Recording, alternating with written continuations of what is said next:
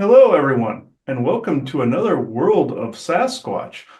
Today's episode is being filmed on 12/16/24. We're here today with Arkheim and Brian Tseng of the Disclosure Now movement, and we are doing a Sasquatch Q&A today. But before we get to that, we like we do with any lifting episode, Sasquatch episode, any of them, we're doing the Law of One as the opener. So, Joanna.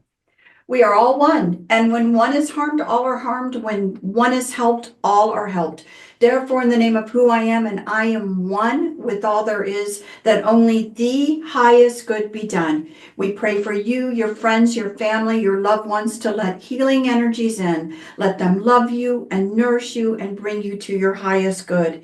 We ask for benevolence now to come in with no conflicting agenda in order that we may have this conversation in peace, and that in order for the listeners to be able to listen to this in peace and take information in that they may find suitable for themselves, and to peacefully just let anything else go. And with that, and with great, great blessings we always send your way, we say, so be it. All right. That's also how, I was talking off recording to Ida, and that's how we were thinking the conference should be set up too, is have a blessing like that, have the Law of One like that in the very beginning. With that said, I do have, I remember last time when we spoke on the Disclosure Now episode where Uram was on there. He paid me one more visit past that, and then a few other forest people expressed an interest in having a Q&A, like how we used to do the lifting episodes back in the day with the specific Q&A episodes. And so I'm like, all right, yeah, we can do that. Plus, we have a sister channel akin to Sasquatch. We have one called The World of Dogman that we're formulating as well. So we can do one for that too at some point. But because the Antiqua slash Dogman slash Regal Dogman made it a point to say, hey, what about us? So we're going to do that. So I wrote down a list of a couple names here. We had Uram before.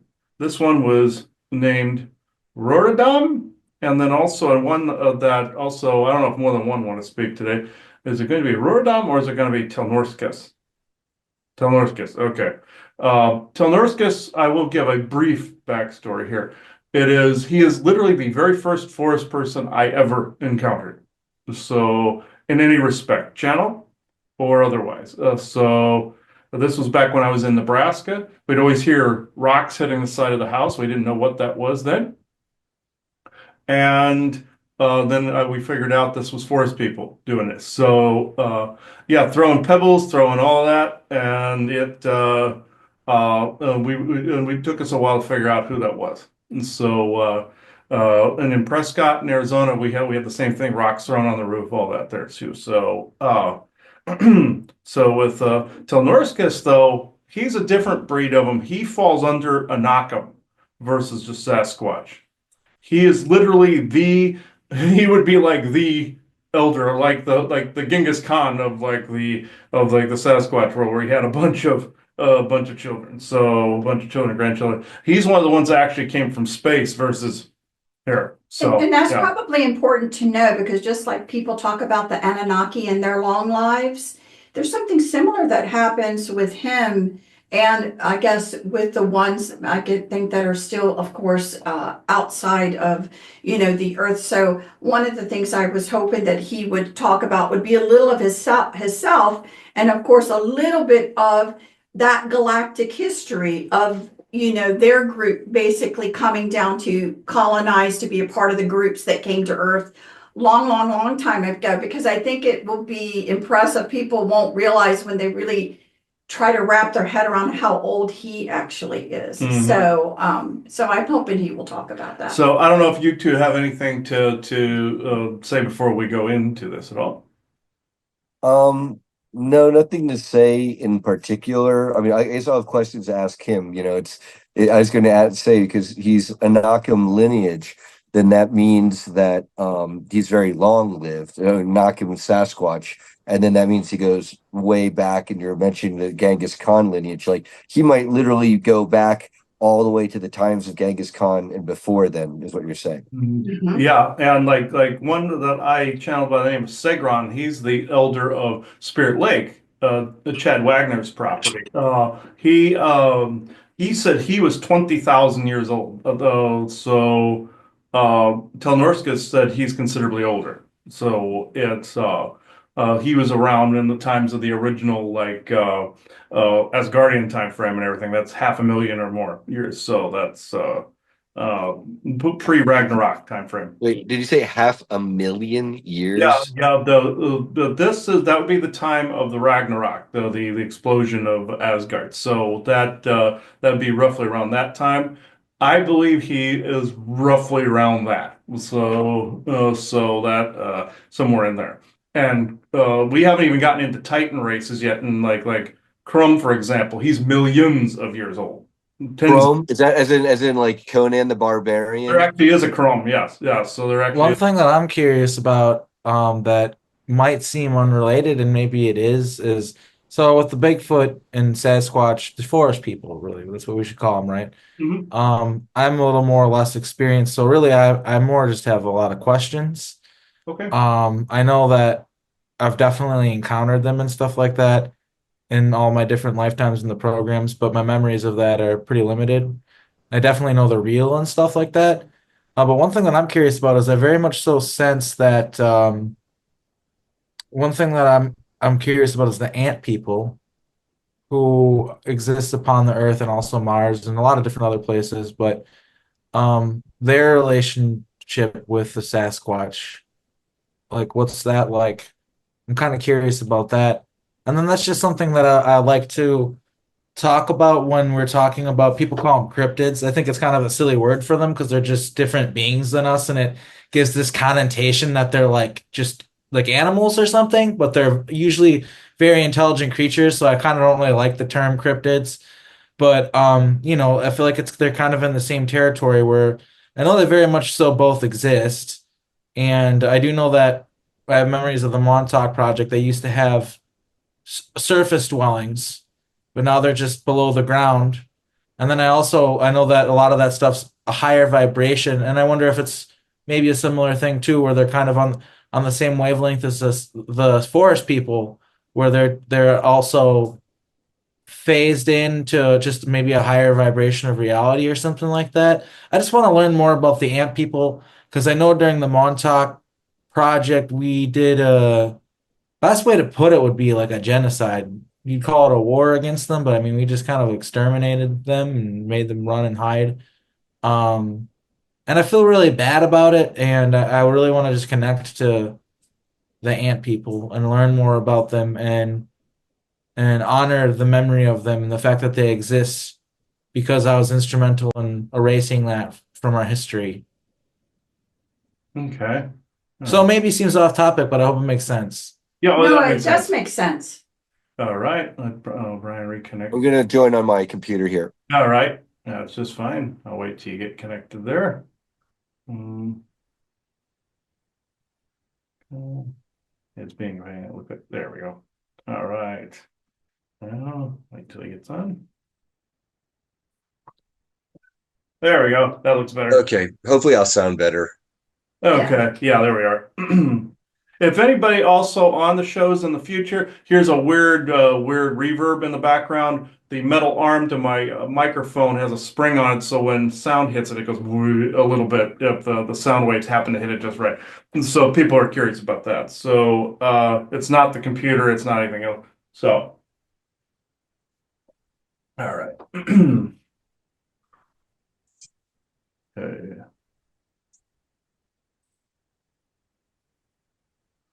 Okay, Telnorskus. Telnorskus, Troop and Elton.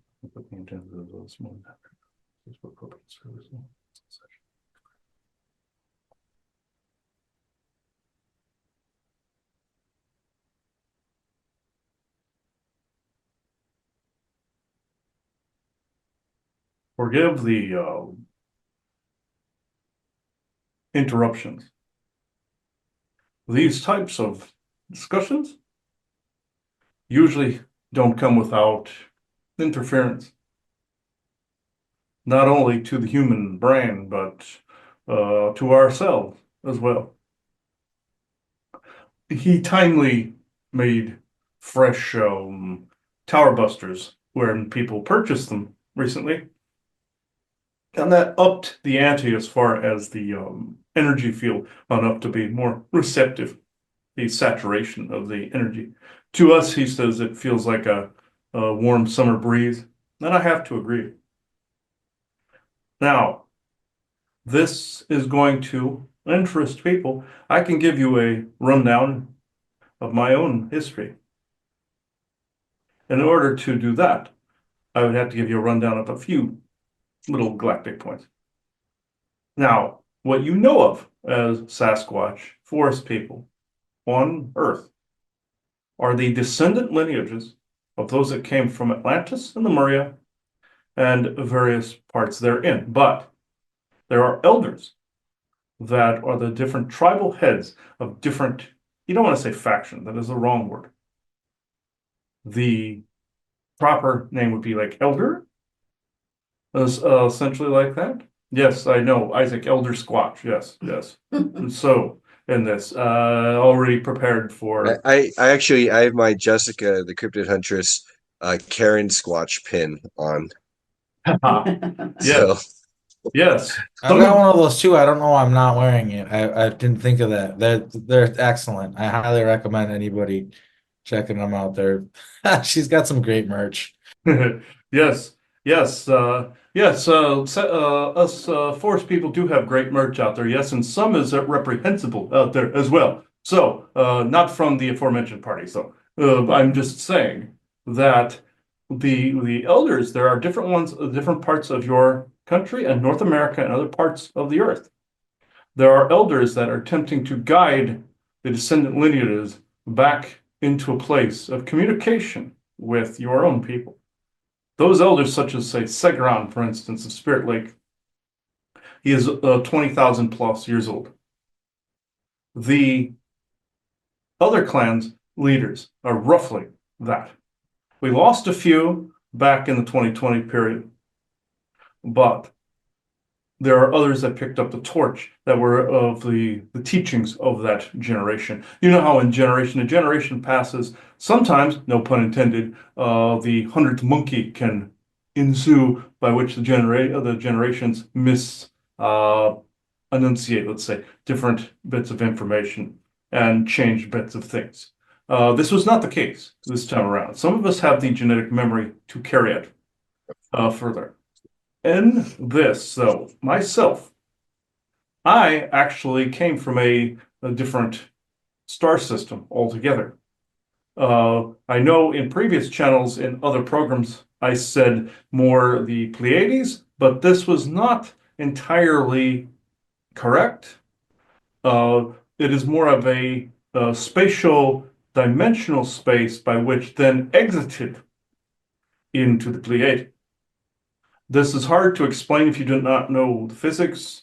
It is more, think of you're in a room and think that you're going into the next room that is a completely different layout, totally different colors, totally different sounds, totally different smells.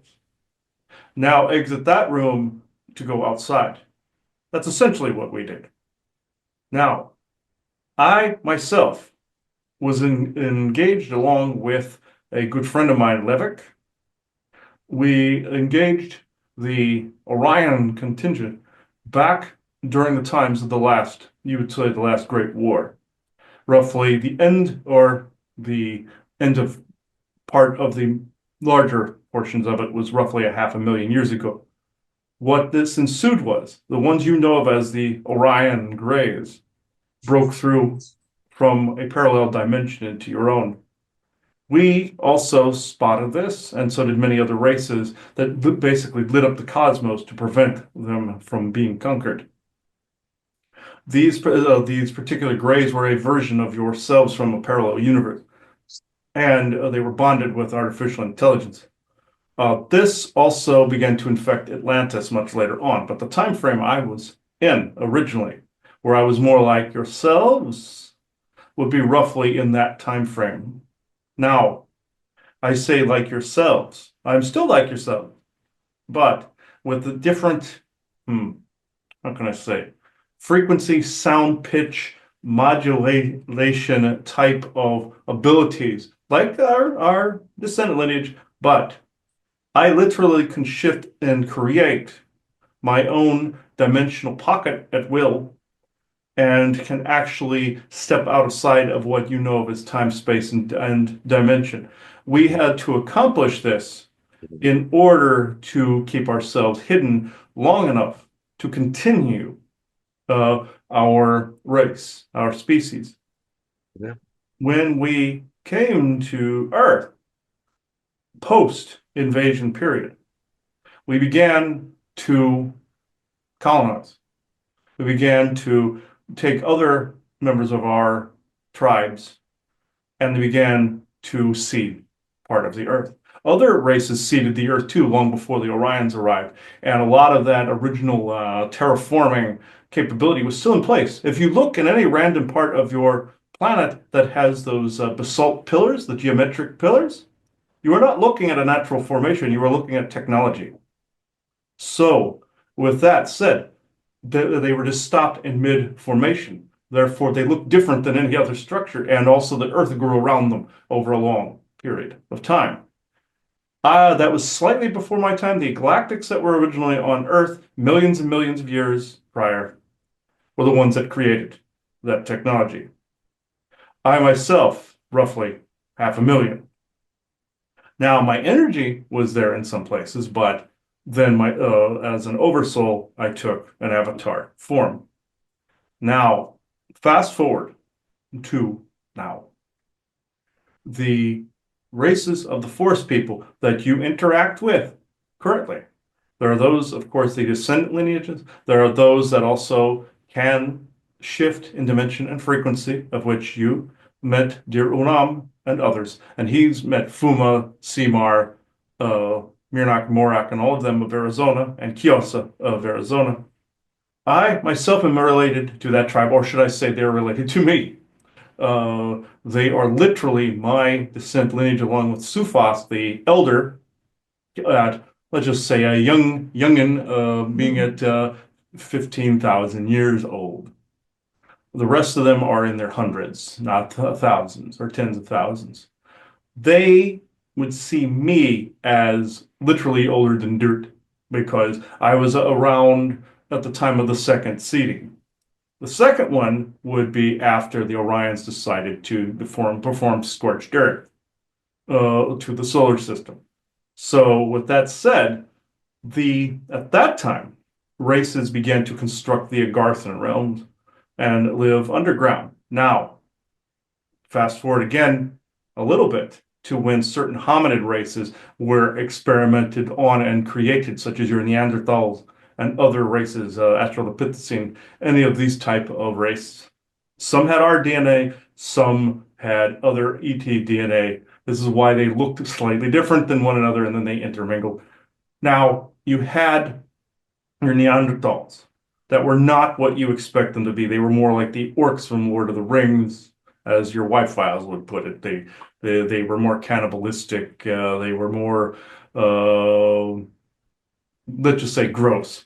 So, with that said, they hunted regular humans and descendant lineages of regular humans that were already established on the earth. And regular humans ended up having to go underground to hide from them.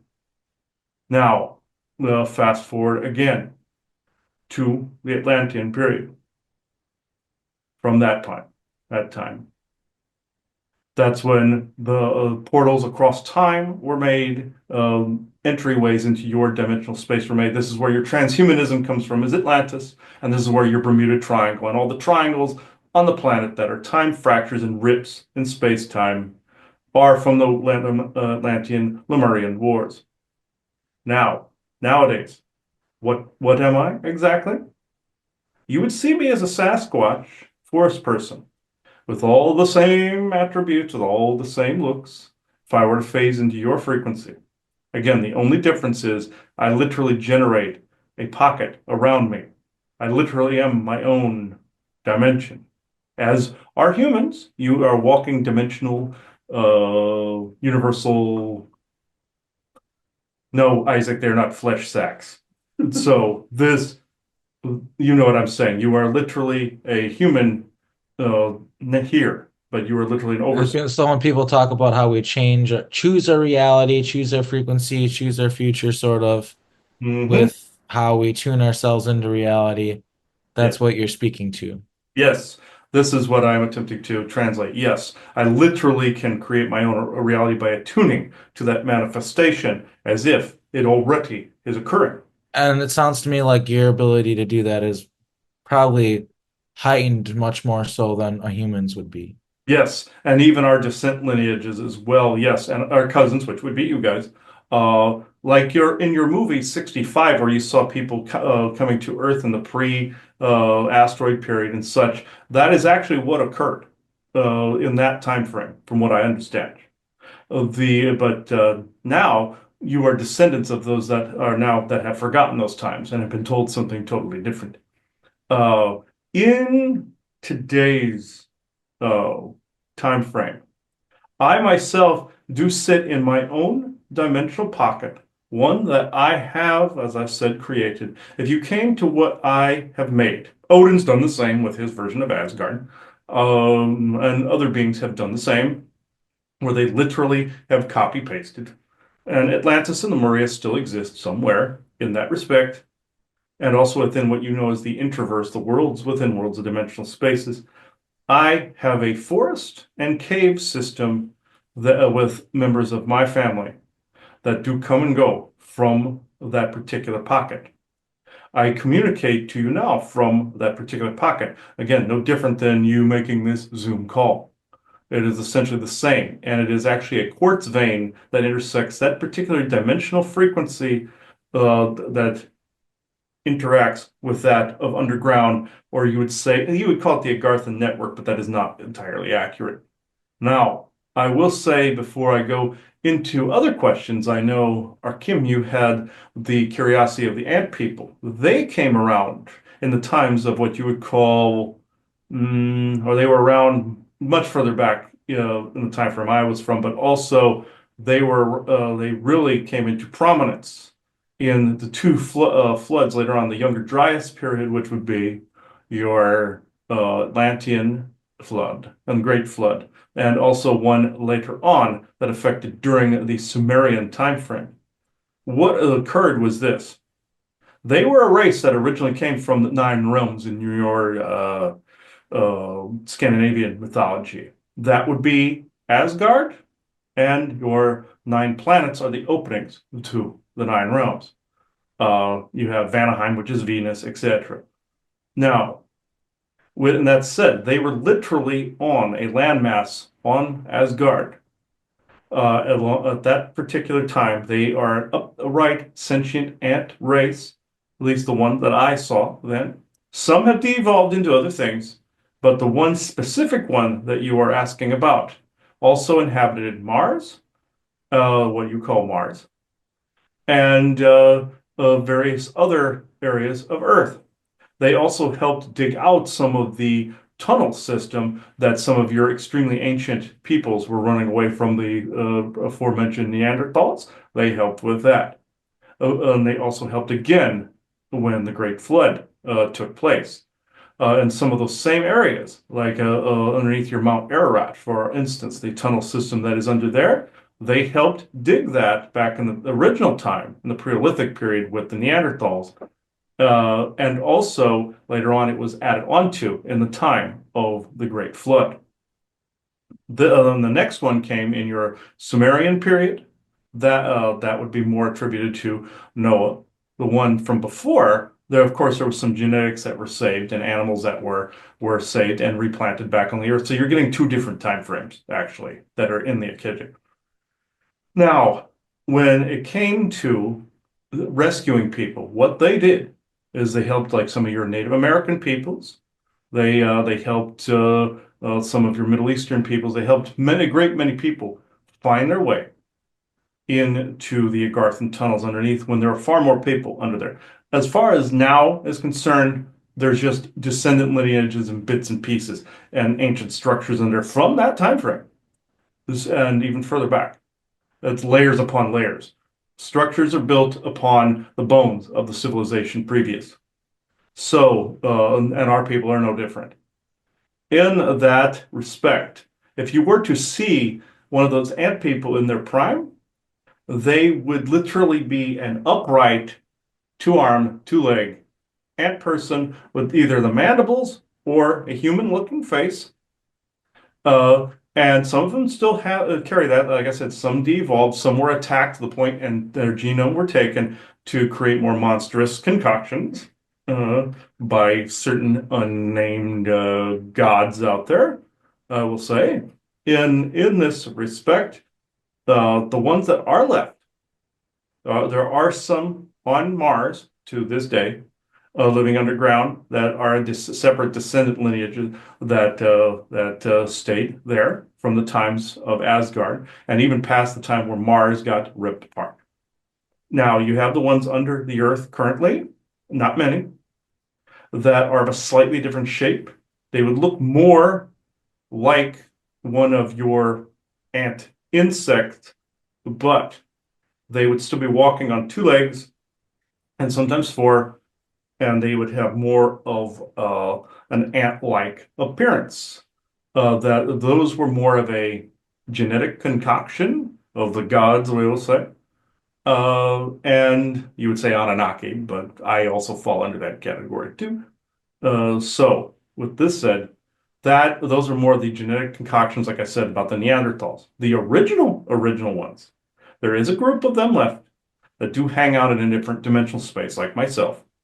They too had to be rescued at one point because your paramilitary groups, all of these types of people, time traveling groups and everything attempted to exterminate them.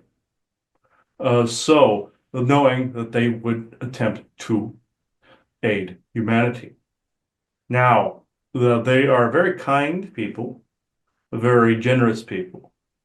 The ones that are left in the original format of which I spoke of, they too, maybe they may even speak to this at some point. They usually speak to very few people in this respect. They're a little timid, and I can't say as I blame them. They hang out in a place that looks very much like a how can I explain it? And no, Isaac, it is not a hill of dung like some of them you would expect. No, they are not dung beetles. No, that's a different group. This is they are actually inside of a pocket that has a cave system, very much like how you would expect parts of the Sahara Desert look like with the sand dunes, but it is buried deep down within. There is systems of water and openings that they could get sunlight down within. They do exactly as what you expect ants to do, but just people versions of them. This not many people know completely the true story, even though the term ant friend, of course, was translated back from Anunnaki. So a lot of these different groups fall under that, but what people traditionally think of Anunnaki would be the traditional god pantheons. But that word was regurgitated over and over again. But this particular group, they are still alive and kicking. If I had to say a population density of them, they, give or take, there are a few million of them in their pocket. So any rumors of them being extinct, the ones you're seeing in the dwindling numbers would be the ones that were created, not that any life form is any lesser or greater than another. That is a sad tale as well, whereas they were sometimes created as a workhorse, and they would be quite abused actually. Now, on a funny note, where some of these ant people were depicted would surprise you. You know that particular animated series Futurama? You know the Native American-like people that were on Mars in that sequence? That was depicting them to a certain extent in a ha-ha sort of way. That were very much like that. And also they helped out Native Americans, and the Native Americans took on some of their cultural traits. So, and also some from an ancient Mayan group too, from Lemuria and from outer space as well. So, voila, you have a It's mix. said that the Hopi tribe still is in communication with the ant people. Yes, in their pocket, yes. They are communicating from within that dimensional space. I aforementioned to the Hopi people, yes. So that is entirely accurate, yes. So I can go into questions.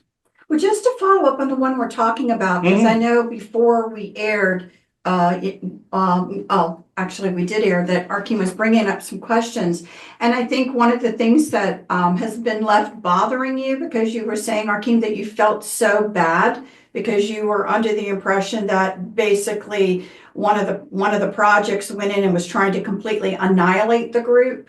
Well, it wasn't that they had to get rid of them all, is that from what I recall, they existed in um basically like the Pacific Northwest, in the mountains around here. Like there's Mount St. Adams, Mount St. Helens, um, and I recall there being basically an operation to get rid of them because we wanted to build roads through there. There's certain things we wanted to do, and they had their own territory, and they were emphatic about the fact that they didn't want to let us build anything there.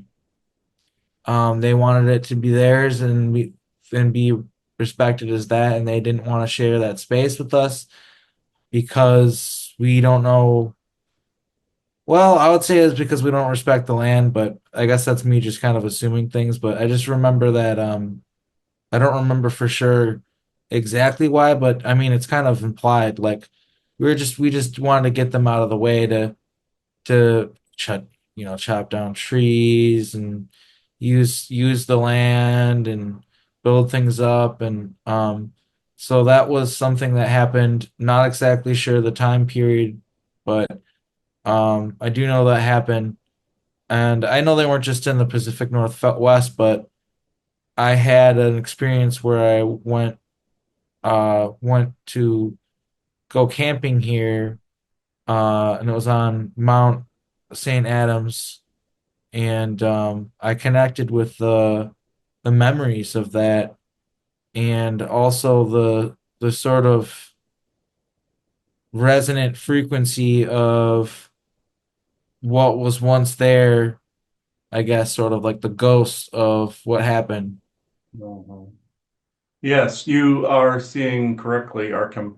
The ghosts that are there, people have spotted this particular energy there, and have also felt immense sadness there in some of those areas as a result. If you get in the correct spots, excuse, clear something, because somebody does not want this information said. Even though at the moment there is a strong dark elf presence, what you would call dark elves, in the Shasta Adams area.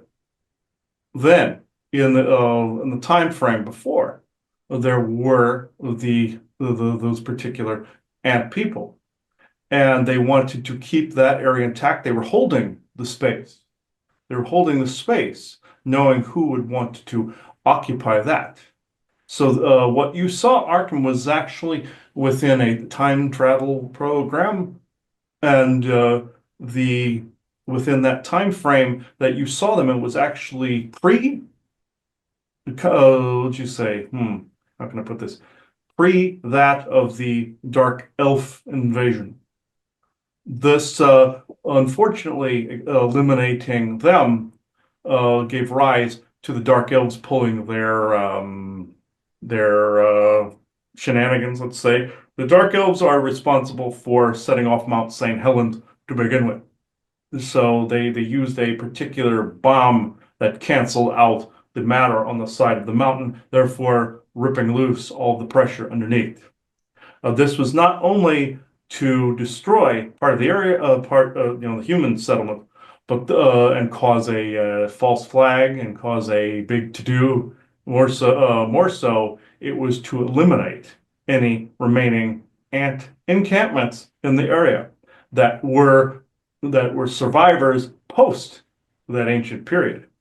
You actually saw one that was more close to now, but you also were in a time travel project that went into the ancient times as well, because some of the forces that exist in the now wanted their ancient enemies destroyed. So, with that said, the forces that are there now within Shasta and Adams, Adams has less of the nefarious. They have a few extra good and bad and ugly all in between. Shasta has a dark elf and military entrenchment within it that like to perform light shows for people every now and again, using extremely ancient tech that was on those spots during the time of the Lemurian, the last Lemurian, the Lemurian time frame. Now, that would be roughly 15,000 years ago. So with that said, Sufas was actually at that time he was although the elder in Arizona he was actually only a few hundred years old at that time, but quite a youngin at that point. Everybody is actually young compared to my age, but anyway, except Chrome, he's actually far older, and he's literally older than dirt. So because he grew up with the dirt forming. So, as a Titan would go. In this particular way, though, the ant people that are even still occupying certain areas further north are being protected by our people. But the ones that knew that there were ghosts of them there, you are not wrong. The ghosts still linger, just like some of our people. Mhm. It's The kind of like Civil War battlegrounds and stuff like that. It very much had that kind of vibe. Like a battle occurred there, a lot of death, a lot of carnage, a lot of just like bad vibes. Yes, yes, you were picking up on that ancient time because there was a variation of yourself in that time frame. You see, you Hmm. were walking your own footsteps. So Yeah, that as is kind of what it was like. Mhm. Um, now you mentioned Mount St. Helens, and a lot of us in the truther conspiracy theory X-Files type community had heard reports a long time ago that the U.S. military kind of like finding forest people and either triaging them out or even executing them. But there were no reports of the ant people, and so this is very interesting. Do you know if the military, the U.S. was like the secret program, space programs or whoever, were they also there to find ant people and to for genetic experimentation or whatever? Yes, you are actually correct in that, Brian. Our people were protecting theirs at that time. So we are actually we were being confronted by your military at that time, and the Dark Elves just prior to this Mount St. Helens explosion got your military to reactivate and the explosive under the mountain that came from the extreme ancient war time frame. That would be again the Lemurian Atlantean conflict. They were the two that invented these friggin' bombs. So, that said, there are still some in the world that have gone unexploded and inactive at the moment. Not many, but there are still remnants from those time frames. Again, your triangles. So, The so I'm sorry to interrupt there. So is that like because when you look at Mount St. Helens, it almost looks like that side of the mountain just vaporizes, and I guess that's not typical of your any other volcanic type explosion. If not for that weaponry, you wouldn't see it kind of melt away the way it appears to from some of the footage. Yes, this is similar to your 9/11 discussion where the building actually melted. It's similar to this because guess who taught those people how to make those weapons?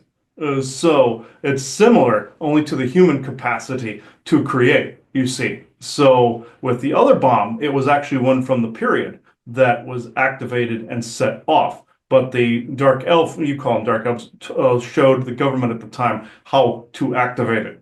And they couldn't do it because the energy wasn't there. But human, let's just say, meat puppets, you would say at the time, decided that it was a good idea to set this thing off and destroy a lot in the area. But the bomb was so old, you see, it only took out one target. They could be networked back in the day along an Earth grid and take out an entire area. That's where you get stories about your big one earthquake in California. It's this same clan trying to cause a disaster through not only co-creation, but they're trying to win a war that is long since dead. So they have not forgotten this. They are the descendant lineages, but also in your own history, you have descendant lineages that don't remember why they're fighting either. So this is exactly what happened. They just knew they didn't want us there. They knew they didn't want the ant people there. The ant people, unfortunately, some of them were taken into your projects, as were some of our own people. As were some of the dogmen, and the dogmen have probably been next to the ant people, probably the most abused. Unfortunately, they can go into that at some point. But in this particular instance, this is what caused that explosion. When that canceled out on the side of the mountain, pulled all of that matter loose, and along with some of your government's help, they with a certain other almost like an acidic napalm nanotechnology woven into it. It aided in reactivating the original bomb, which then created the more of the original canceling out effect. They perfected this particular technology later, and voila, that's what they used on your 9/11. With the Dark Elves, are these like renegade Palladians who hybridize with Draco reptilians, and that's who you're referring to as the Dark Elves, and these are like the Telosians living under Mount Shasta? Am I getting that correct? Yeah, the Telosians living around Shasta, yes, you have that correct. Yes, is there some reptilian there? Yes, but you're dealing with a mix of let's see, Syrian and Orion DNA, as well as even some Lanyalosian DNA in there, because that's where technically elves come from, and they're a type of elf. So you're dealing with one that was created as a servant race with all those DNAs you mentioned, that also became a royal faction, which were a royal pain in the ass, actually, on Lemuria, when the original Lemurians had a council, you see, and this aristocracy uh, took over and created clans of reptilian elven type hybridic forms. These would be what you would call the blue bloods, you see, because their blood ran blue. They would have a blue complexion or a teal dark complexion, hence the dark elf look. These existed in the time of Odin, and guess what? It was not necessarily the Greys that created these. Your Odin actually created them. They had another name for them, the Gigi in your Sumerian. GG. So Okay. this is Those are the a form of GG. a Gigi. Yes. And the GG being they were like the laborers in that society. And they broke loose from that society. You also had the Tuatha De Danann, which were the good elven types that also came from Lanulos as well. And their DNA was used in this. And the two factions warred. This is where you get your Lord of the Rings narrative from. Orion, like Sauron type. And then you have the elves fighting him over the One Ring, War of the Ring type of thing. This is essentially the story that Tolkien was tapping into from Ireland. You see, fairy elves versus their Fomorian or from Orion counterpart. So this, and also you have some orcs in there too that were essentially the hired muscle by evil in that, which again, that would be Neanderthal. So these are Earth ages that he was picking up on. This is essentially what has been spoken about. Yes. Ooh, go ahead. The Um, Tanakh lineage, that again, as I've heard you correctly, the pocket that comes through in the Pleiades area. Mhm. So the one thing I think is hard for people to wrap their head around sometimes when we have these conversations is that we're so used to only thinking of human beings on this planet instead of really understanding that there's so many more, different races. And the one thing where everyone's talking about meeting up, becoming a part of the galactic community. Well, you come from the galactic community. You are the galactic community. Right. What I tried to say before is, you have to open your minds to think that the originating Anakim, where you came from to come here, they, I'm assuming, participate in the Galactic Senate. They Yes. advocate for their colonists Yes. and their lineages that have now come here on Earth. And it's a much bigger picture than I think a lot of people can think about. So I just kind of wanted to expand that a little bit about, the races that came here to colonize, and then how they are involved with the galactic, Senate, and how they advocate for Earth. Yes, to recap, some of my family members, you know them as Fuma, Seymour, Morak, Murnak, and Sufoth. Especially Fuma and his brother Seymour went out to the Galactic Senate to actually try to advocate on behalf of Earth, as have I and several other of the Anunnaki lines have, and it falls on deaf ears because you have, like your Congress, and like the British Parliament, you have people that just float around in their little hover chairs, not like your government. I'm saying out there, if you had that on Earth, it would look weird, but out there, you have these, like in your Star Wars Phantom Menace, the episode one. You saw the Galactic Senate. That's exactly how this looks, and they have the little hover chairs, everything, and they can actually go out and actually speak to the entire crowd this way. Whoever wants to talk. We have representatives out there of ours as well, and I've shown up. They've shown up, and we talk. It always ends in the same argument with some of these other races. Some want it, some don't. Some don't care, and some care immensely. So it always ends up that way, where there is never enough of a vote to open the whole thing up. Now, is the goal by some races to try to get Earth inducted into that? Yes. But what should happen is that you form your own really strong, unified base first, and that you create your own unity. When you do this, you have a strong enough platform to stand on your own 2 feet. Your 2 feet are flat and grounded to the earth, and you have enough information to work off of to be able to debate with these knuckleheads that scream and shout at each other all the time. You should see like the whole term as above, so below. You've heard this before with your government, especially your parliament and your United States Congress and House of Representatives. It is so damn similar to how they are. It might as well be a mirror. And you have people that shout at each other constantly. Think of millions of worlds with voices that they come and go from the Senate, hoping to have something passed or something looked at. And anybody brings up the Earth issue, it's like in your Congress where sometimes they paperclip bills to something else that you don't particularly care about.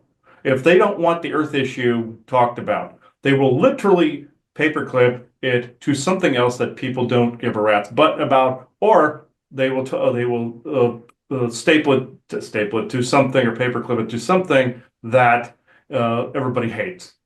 And that's the truth of it. You're dealing with a bunch of let's just say a whole Congress, let's just say, of Beavis and Buttheads. So, and I don't mean all of them. Some of them are So actually. they like attach like issues to other issues and stuff like that to conflate things. That makes a lot of sense. Yes, and it's constant, and it gets on my nerves personally, and the Anakam Line's nerves personally, and the Mer people.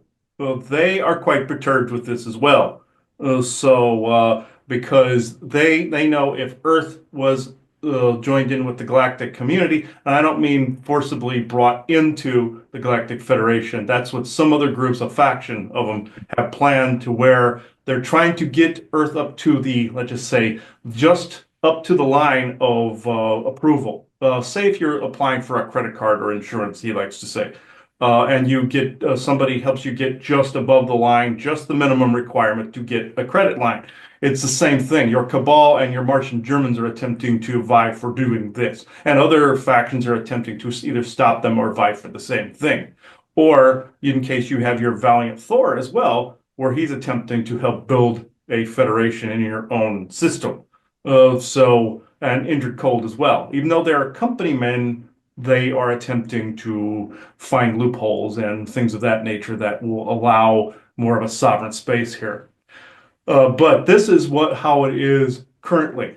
So, The so would would you say like Valiant Thor is kind of like a general acting on behalf of the UN, and he personally feels strongly about liberating humanity, even though only a third about of his intergalactic UN cares, and the other two-thirds, one third is against liberating humanity, and another third could give a rat's ass, but from his position, and he'll use his agency to do what he can.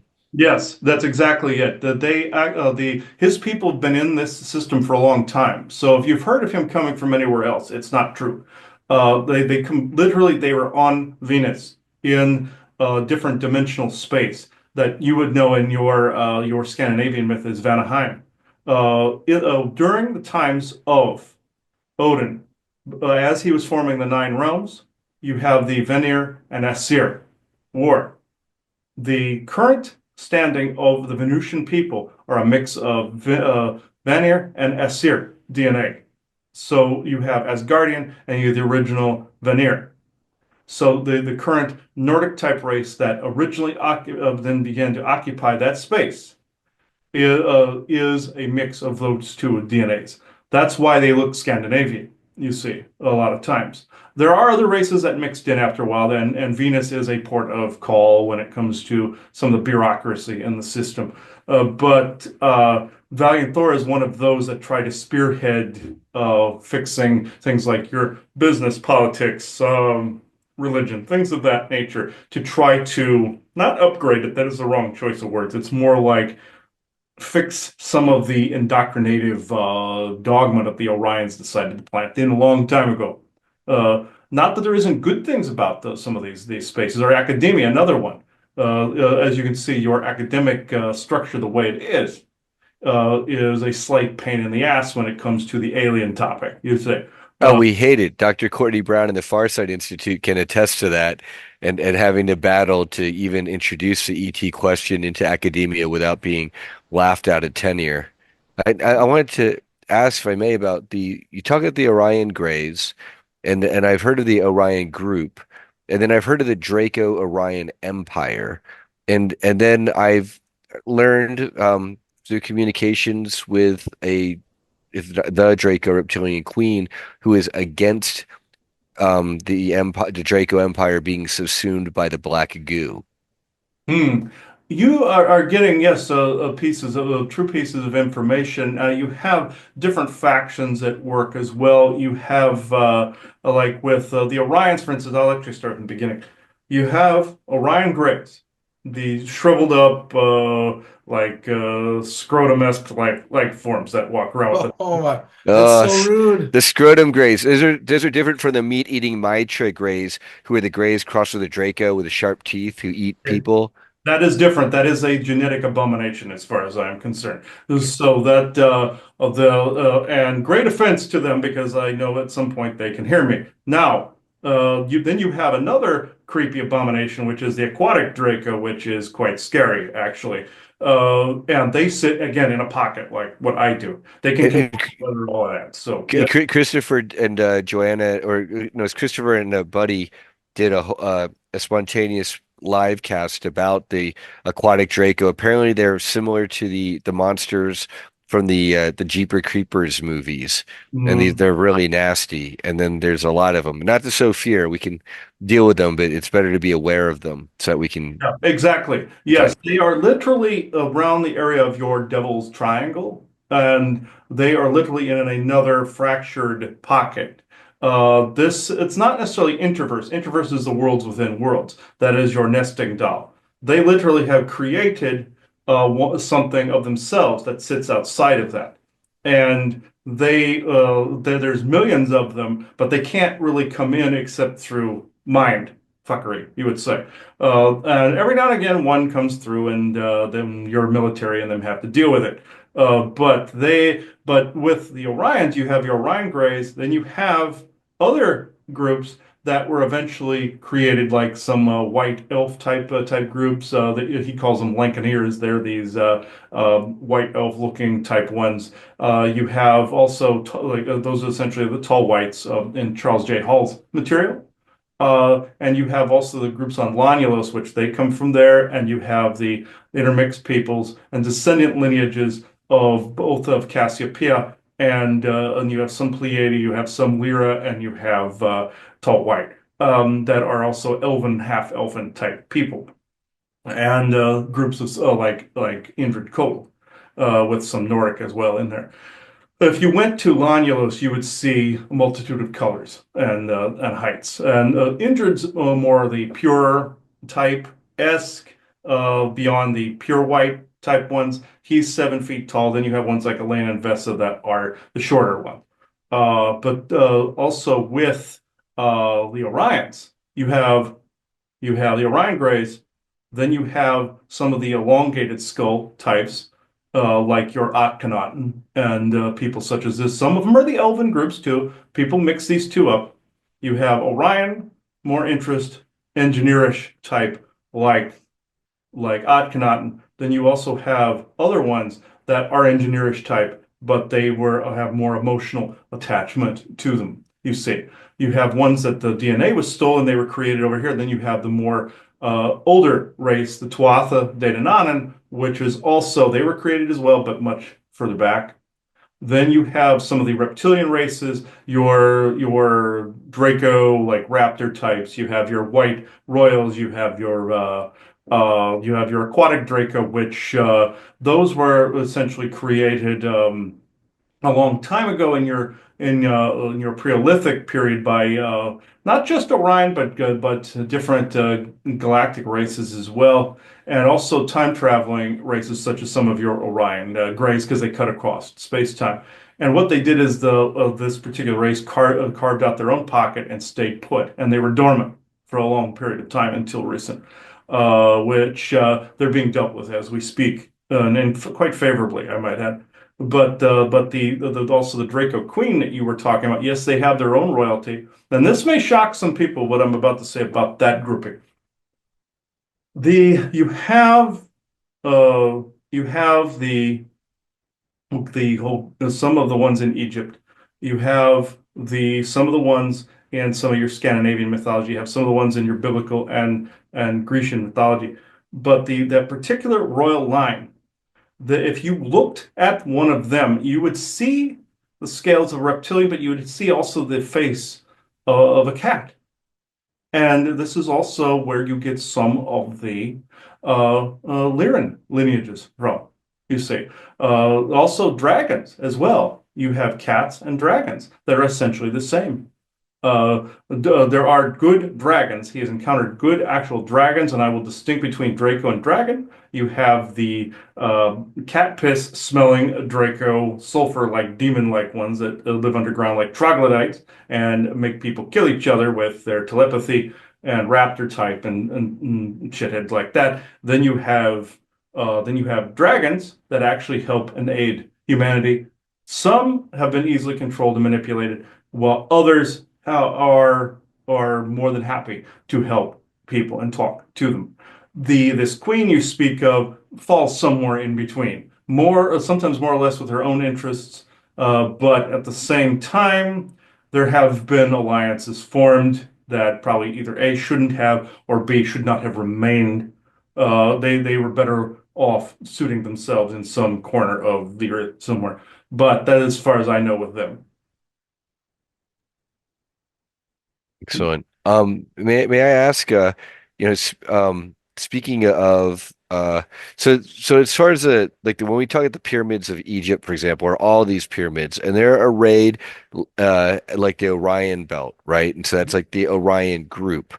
You are kind of going through, there's lots of different beings who comprise this Orion group, but are there any particular beings who are overall in charge of the Orion group? Like for the pecking order, would it be like the Draco reptilians would be the top and then the Orion Greys underneath them and then everyone else? Or what does that look like, if I may? The Orion Greys, they were the original progenitors. They are still around, but it's mainly their creations that have overrun them in some areas, like the White Elves or some of the Draco. Now, when it comes to the pyramids, the Great Pyramid was actually part of Atlantis. Parts of Africa, like your Eye of Sahara, that was the city of Atlantis, and it went out into the Atlantic Ocean, you see, when Enlil destroyed parts of this in his pursuit to destroy his brother, Enki.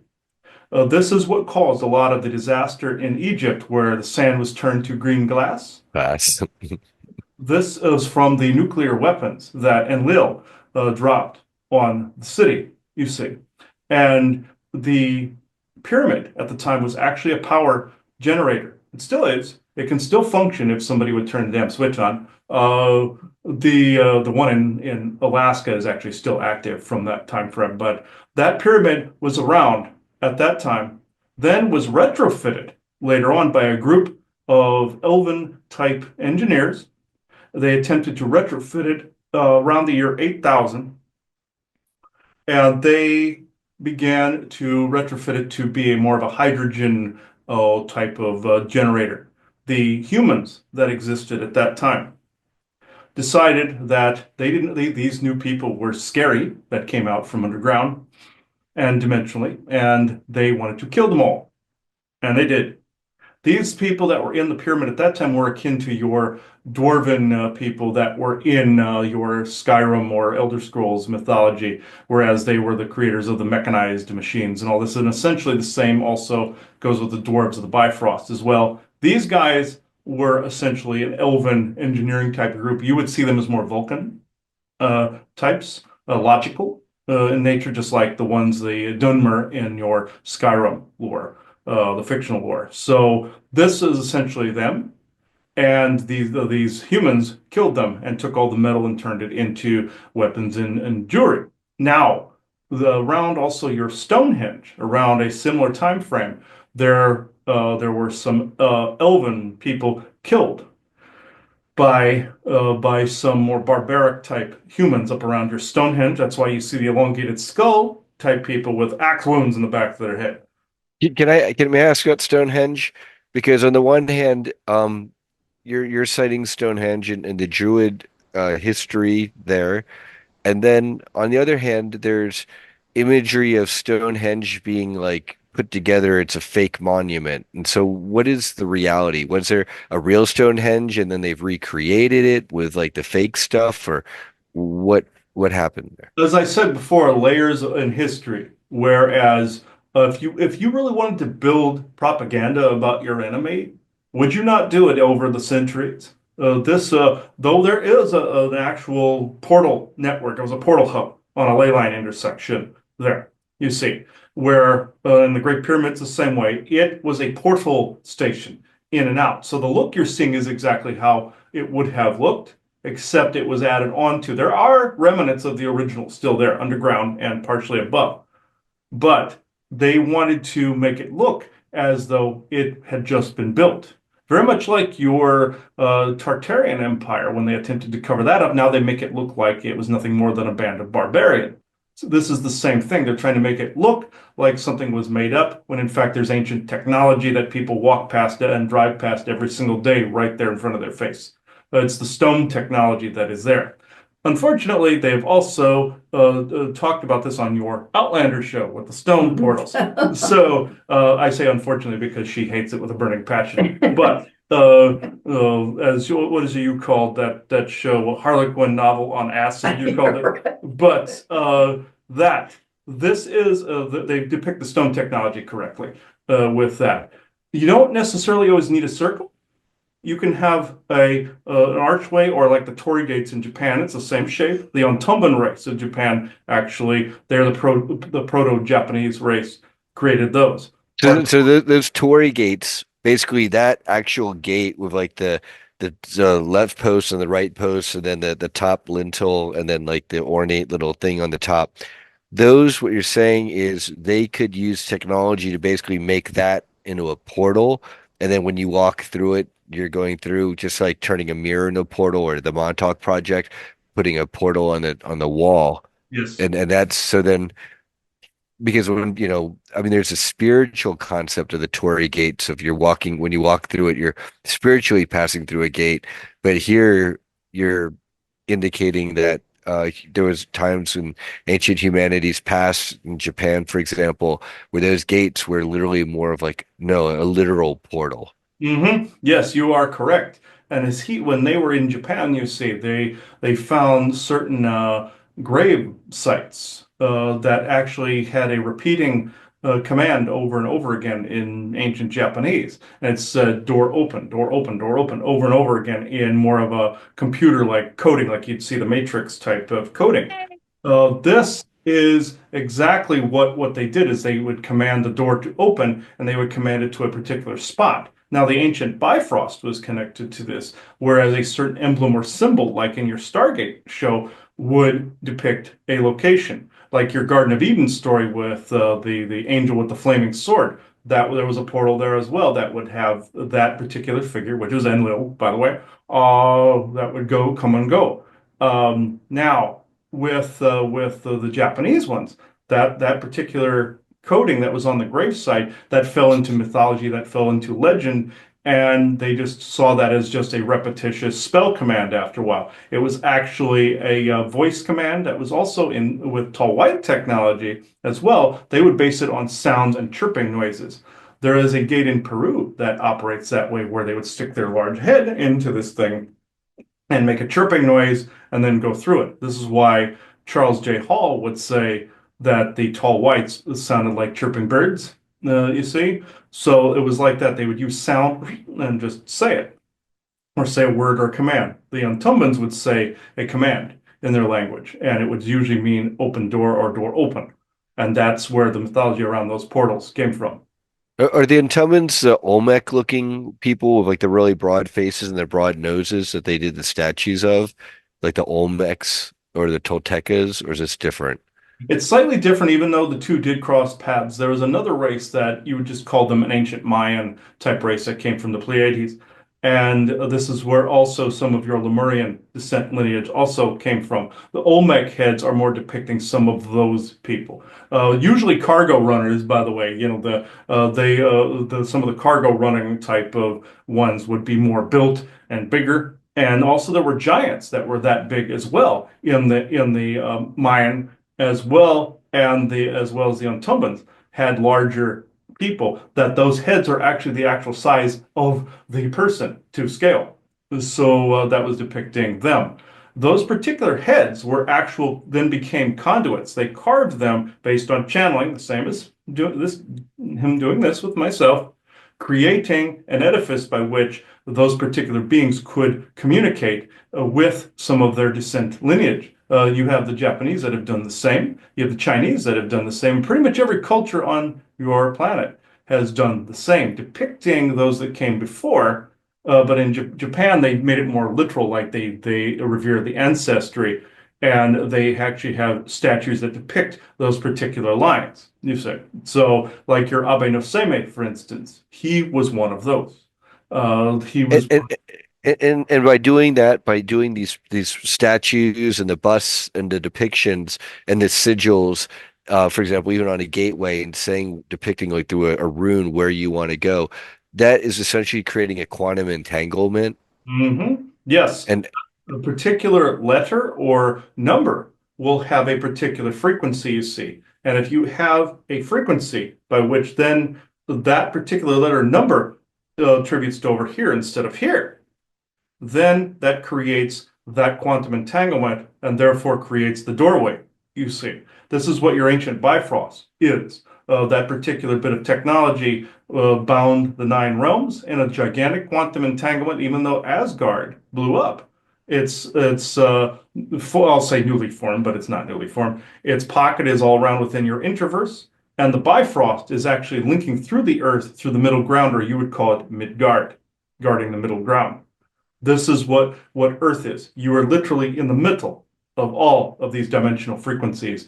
And basically, what you would say is everything everywhere, all at once, including your multiverse passes through as well, all together at once, around a large tree, as it were. You would see it as the Yargzadrill tree. It's been spoken about before other recordings, but it's essentially all those timelines wound into a big tree and its roots. That's essentially what the timelines look like. Hmm?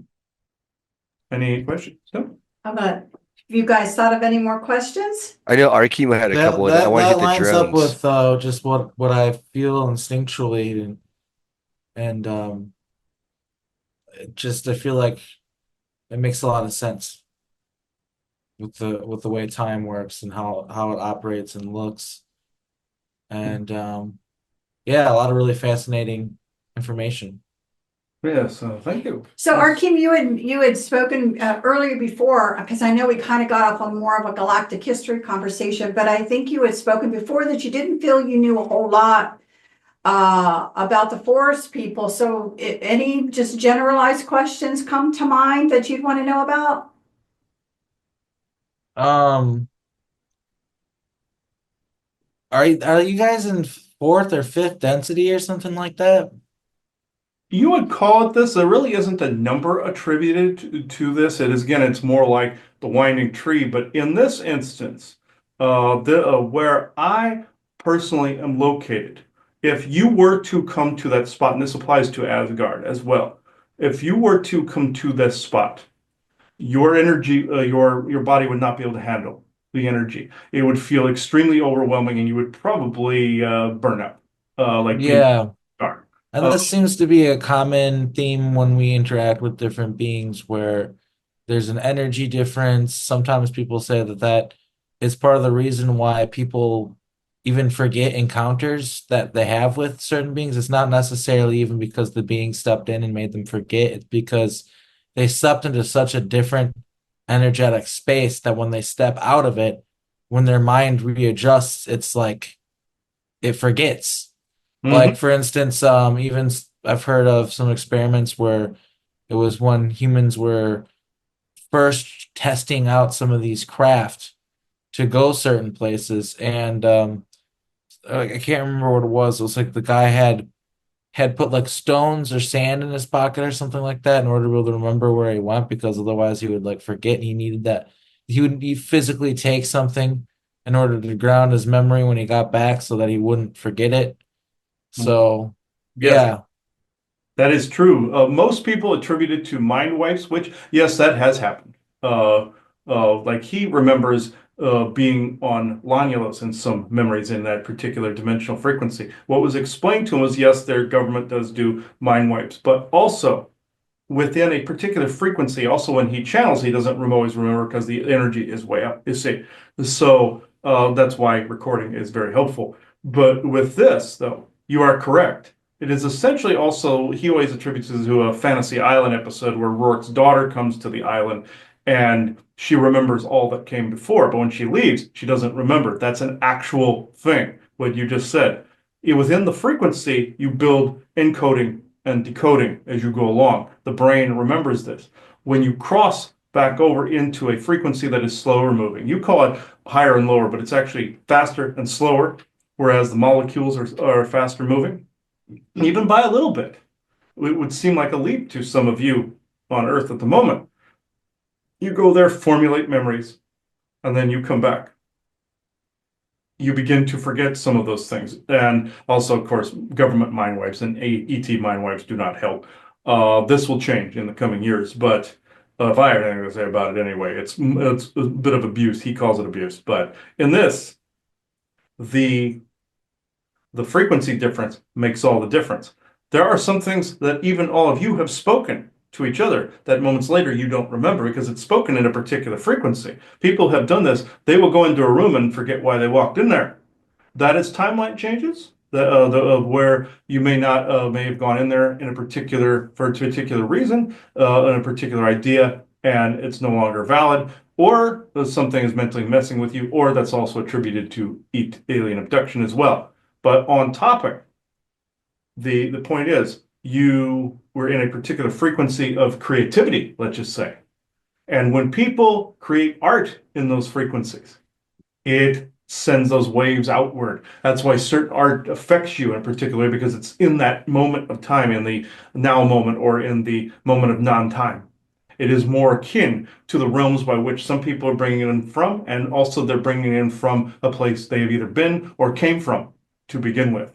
or it might be based on a trauma, and it also speaks volumes for change within your society, like some form of either physical or energetic rebellion.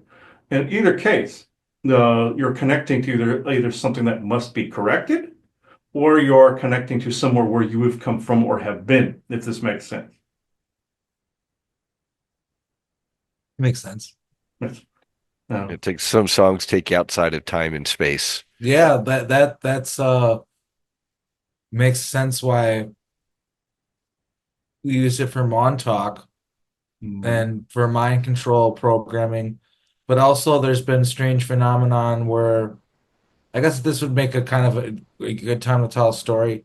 There's a guy who I have the pleasure of relaying his stories, but unfortunately he's not public. He's just called the Montauk drummer. Preston Nichols used to talk about him in his book, but apparently he was hanging out with Preston at one point when they were listening to a song, and it was a song that, and this was like in the here and now, not during the Montauk project, and it was a song that he had played the drums on for the month and during the Montauk project, and there's all this weird time dilation stuff going on with him and this song because of when it was recorded, and then it was sent through time and all this weird stuff. And anyway, he said that a portal started opening up. And he said, yeah, Preston, he was a slow moving, like fat slob. But he's like, I've never seen that man move so fast in his life to get up and unplug the stereo. It terrified him. Like, and You hit. I'm sorry, I can't help but take jabs at Preston. But yeah, it's kind of common for people to do that because he was such a mean man to certain individuals. But maybe I shouldn't stoop to that level. But no, it opened up a portal. That's basically the story. I just felt bad about being a bully sort of after I said it, even if it is Preston Nichols. Yeah, well, this you are actually true about him, but in this instance, what happened? Since that site is so enriched, especially around, oh, I shouldn't say enriched, but around Camp Hero, where the portals were open quite prolifically. What has occurred with this, with certain musical pitches, tones, like what I said about the tall whites and their technology, it's the gate of Amaramuru in Peru, by the way, that will open in a whistle or a set of pitches. You might remember. Is that the gate where the guy was being chased by the conquistadors and ran up to it and put his hand up to it and then disappeared Yes, in that a is flash of blue exactly it. light? Yes, that is exactly it. Yes. Now, That did is, he have to do a chirping or a whistle sound, or did they open it for him? he had to do a chirping whistle on one. It is actually locked on the other end, so you have to do a particular whistle. There's one in your state of Nevada as well, in your Valley of Fire as well. Oh, I fired. There's actually a couple of them there. But And that's to get to Lanalos? yes, yeah, that's exactly it. The portal down in Peru does the same. It goes exactly there. Now, with what you were saying, Arkheim, the reason the portal opened up was for the same reason. Certain pitches and tones. It's like you might remember in your original Star Trek series where Kirk opened his communicator and that trap door opens under that ancient piece of technology and he falls downstairs. It's the same thing. The technologies will respond to particular pitches and tones, even though that wasn't the same tone that somebody else would have used. It was close, or it was the exact one from the piece of technology. Some people also open portals without realizing it in their own home. Say he goes and does trench working and closes portals in someone's home. Sometimes they will play a song or open a video or look at something and a particular pitch hits and a portal opens that is on a little finite vein from a long time ago, you see, and will open a doorway that something comes through. And that can be shut and that can be stitched. Quantum stitches or quantum cracks are the same way. Like you see a Doctor Who in your Matt Smith area with the cracks in the universe. Those are quantum cracks. And not like incursions like in your Marvel Cinematic Universe or Doctor Strange in the Multiverse of Madness. It's not like that. It is actually in the fabric of reality. It's a type of portal, but like a crack, and they have to be quantumly stitched. And he does that. He's done that work too. But the point is, certain sounds, certain energy frequencies, either created by people, by saying certain words, doing certain things, or technology, will open these doorways. It just happened to be with the music, Arkheim there. It just happened to be both because it was created by human, but at the same time, it was also being projected by technology. So it was both in that way. how are you connecting to all these pop culture references? Is it through Christopher? Yes, his brain is slightly redundant and stores these things, and I pull them out little by little as Yeah, I'm talking. parable stories, they always help people understand things. Yes, he has them stored in his mind, and we use these as references as well. Even though I have seen these things, he has seen them more up close, and so therefore he is a walking file cabinet of. Some people would say this is useless information, but it is not. It is actually disclosure in the media through both video games and movies and television. So all So you Stargate nerds, you listen up. You've been doing okay. It's this, yeah, a PhD you foregone. You save yourself a lot of money, and you learn the real stuff. Well, it's yes, funny, just to interject, that you say that, because Chris and I have really enjoyed over the past years. We've actually gone back to look at a lot of these old series. And, I have to, sometimes I'm aghast, because when I see some of it, I have a very human response, and I'm like, well, people are going to think we're lying, because they're going to say we got it from the TV show, but I'd never seen the TV show. And just am amazed now, with the knowledge that we have, how much of it intentionally, unintentionally was inspired to come through, however it happened. How much is out there, disclosure in the media and the video games. It's amazing. hmm Well, one of the weirdest ones for me recently was I'm from Appleton, Wisconsin, and I've talked about how my life is sort of like artificial set up. So there's something weird about it, something off about it. And the in that show, the agents want to leave the programs because they're tired of like having to run and hide and fight in wars and be spies and things like this. So they want to memory wipe themselves and go to Appleton, Wisconsin. And it's so weird. They have like fake identities they make themselves and stuff like that to mind wipe themselves and live a normal life in Appleton, Wisconsin. And they say just what I say, like, oh, like no one will find us there. It's like an isolated place, and like what has everything you need, it's perfect. And I won't say it's like isolated, but it kind of is if you know the area. It's like everything's pretty spread out in Wisconsin, I guess would be the best way to say it. It's not that there's like no population, it's populated, but everything's really spread out, and it creates little microcultures where do you ever hear really about Appleton, Wisconsin on the news? Not really, right? Like I don't know, it's just not just a quiet little town that nobody really talks about. So I just thought that was strange, and I do kind of feel like it almost feels like it's like what you said or something like that. Like they're trying to put it out there so that I sound crazy, or I don't know, or maybe it's to make me not sound Well, crazy. are you able to get a read on what Arkheim is saying? Would you say that the creators of that show were referencing Arkheim and Kat directly, or other fellow No, they definitely My were. Labs That's people? yes. So yes, you are correct actually on both of your accounts.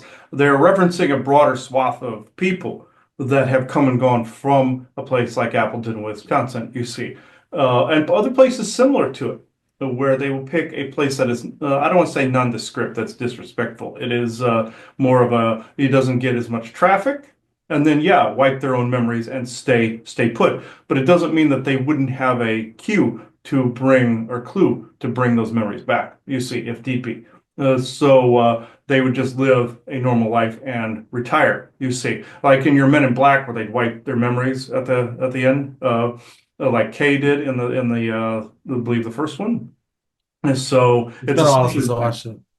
yes, it's essentially the same difference. You see, But it's used both ways, isn't it? Because I think the one thing that Arkheim was saying, and I, my, initial fear is that what we also know is you've gotten some things that have been able to become about in movie and industry, because both sides are satisfied, meaning a you can yield. you can have, we call it the yield, yeah, where you can have, truths being said, but also a mechanism to tampen down things where you're feeling like, wow, there's truth being said, but if I say this is exactly how it is, then people are just going to say I'm crazy and I've invented, I'm just living in the Yeah. show. No, So, it does feel like that, and that one was weirdly specific, like even like inside jokes with my friends being mentioned and stuff like. Hmm. So that's why I just kind of said that I'm positive it was trying to show me something or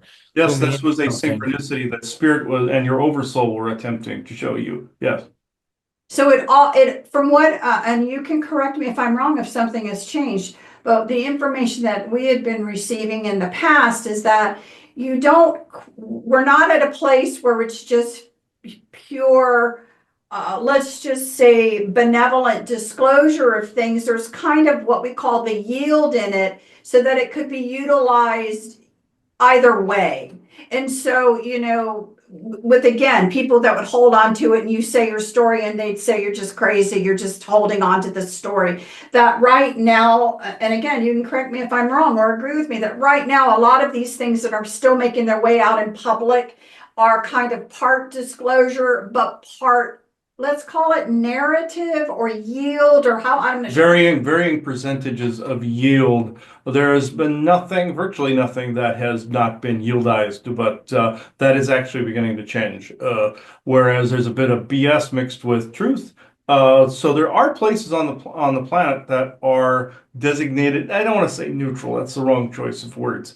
It is more or less a yield type environment, but also there are some areas that are just not really utilized except by those that just want to be left alone as well. Just like my descendant lineages, they carve out little realms, just like I carved out a little realm or carve out their own little space where they are left alone. They're isolated. So Appleton, Wisconsin, is actually a bit of both in that respect. Don't no mean to oust them here, but there are other places on the planet or in your country that are like that. There was even some spots he went through in Nebraska that are one of them. He would always be. I'm saying this to him as well as I'm saying this. He would go to see his friend in Columbus, Nebraska from Lincoln. He would pass through a place called Brainard. And he always thought the name was a little weird. That would be one of those places. There's crime there, but at the same time, there are those living in those outlying areas that are the same as Appleton, Wisconsin. Also, something that we found out is ton. So Arlington, Appleton, some of these places with those last names, it's a signifier of there being a deep underground military base Hmm. and And there yard as being well. Yard as well, like Brainyard or Brainard, but it started out as yard. So anything with ard on the end as well has things as well. So ton, yes, you are correct on that. There are military bases under all the ones that say ton. Yes, that's where the yield comes in, by the way.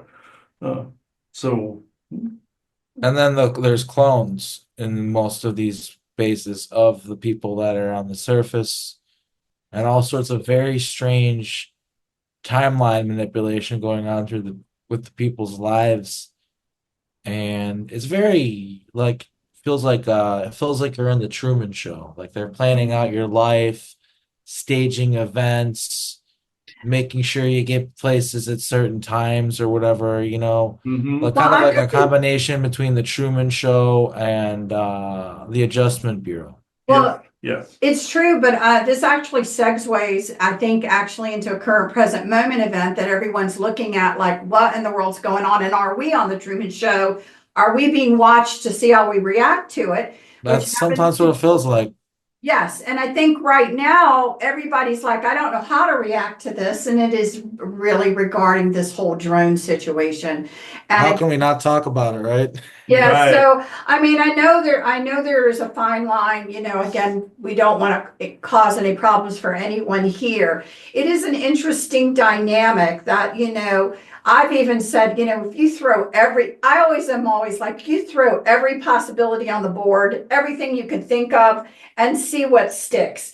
And one of the things that I always am like, well, obviously they're trying to see how the public will react. That's one thing that's obviously going on. Because in some instances these are not drones.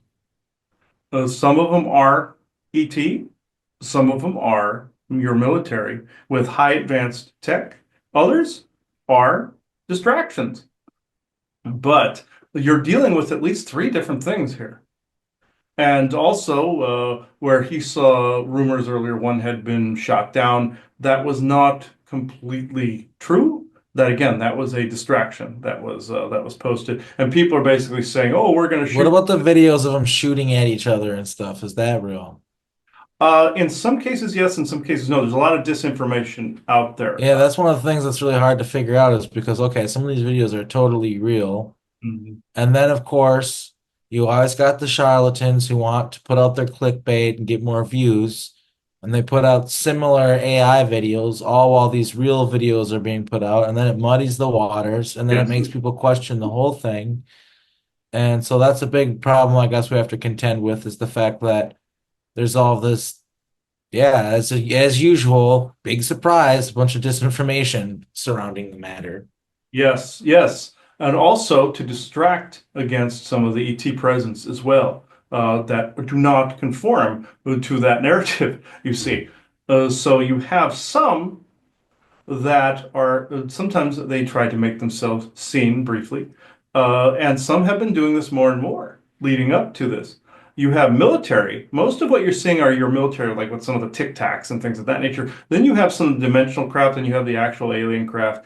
Then you have because you have a blockade in your system that prevents a lot of the ET craft. But the thing of it is, though, if you have a portal that you can jump into and jump here and jump out of, that makes life a lot easier and more interesting for your solar warden because you come in behind them.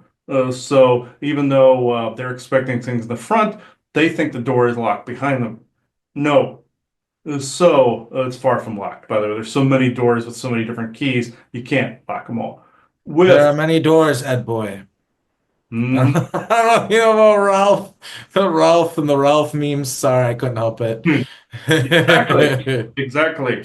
And what you are seeing, some of them that are flying really high, some of the drones that are flying really, really high, some of those are not drones. Some of them are ET related, like I said. Some of them are your military, and some of them are just plain disinformation and distraction. You're dealing with all of the above. Is there a project So moving? everybody's right. Yeah, Like in the community, all these people are like, "Oh, this is happening. Oh, it's this is all of it. happening." It's kind of all of it. Yeah, it's And all of the above. right, and it goes along with what we say about, we call it the yield. Any opportunity or anything that comes up, that potentially could be meaningful, following along right there with it is going to be the core that's meant to throw out the mass amount of disinformation, misinformation, muddy the waters, everything we talked about. That is a bona fide strategy, you know what I mean? And people, this is what they do, for a living, basically, to try and muddy the waters or I'm just wondering what they're dilute gonna do. information. Hmm? Like, what are they gonna say? Like, because they have to give us some sort of explanation. They can only stall for so long. They have to tell us something. So, And something tells me too that when the change happens of presidency, if it doesn't come out already before then, it's going to come out then, I feel like. So I'm just kind of like just waiting. Like what is really going on? so let me phrase it this way, because our understanding before, and again, you can comment on what I'm saying. Our understanding again is there's always been in the playbooks, and then there's A, B, C, D, E, F, G, keep going, and then double digit it as far as a planned, let's just call it disclosure.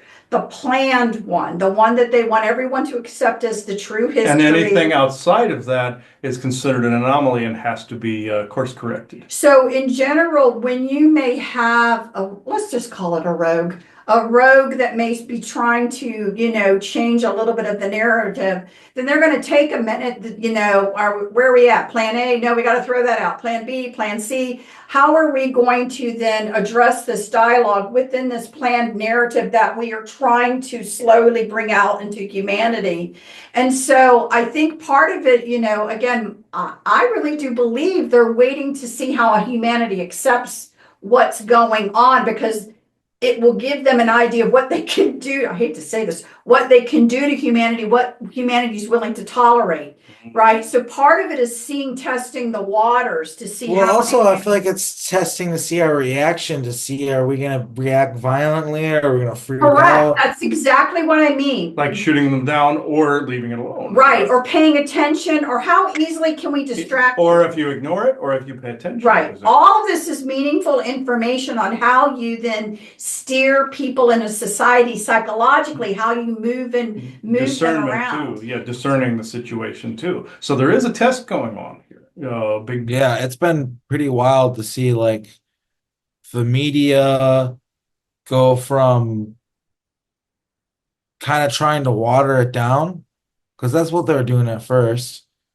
And I guess there's still certain outlets. I was talking to one of my friends yesterday. I guess NPR is still trying to water it down, but there's there's um there's a lot of outlets who are just kind of flat out being like pretty out in the open, and the politicians are helping. Some of these local politicians are helping steer this narrative. The media kind of can't help it. The politicians are being interviewed by them, and this is what they're saying flat out. So maybe that's part of it. Maybe it's really the politicians pulling this all along, but they're basically saying these guys are inept. Like, I watched this New Jersey politician, not sure his name, doesn't really matter, but I commend him for how outward and honest he was. He walked out in the middle of the thing, and then he got interviewed, and they're like, why are you walking out? And he's like, because I drove hours, out to this meeting, thinking, oh, you're gonna give me answers.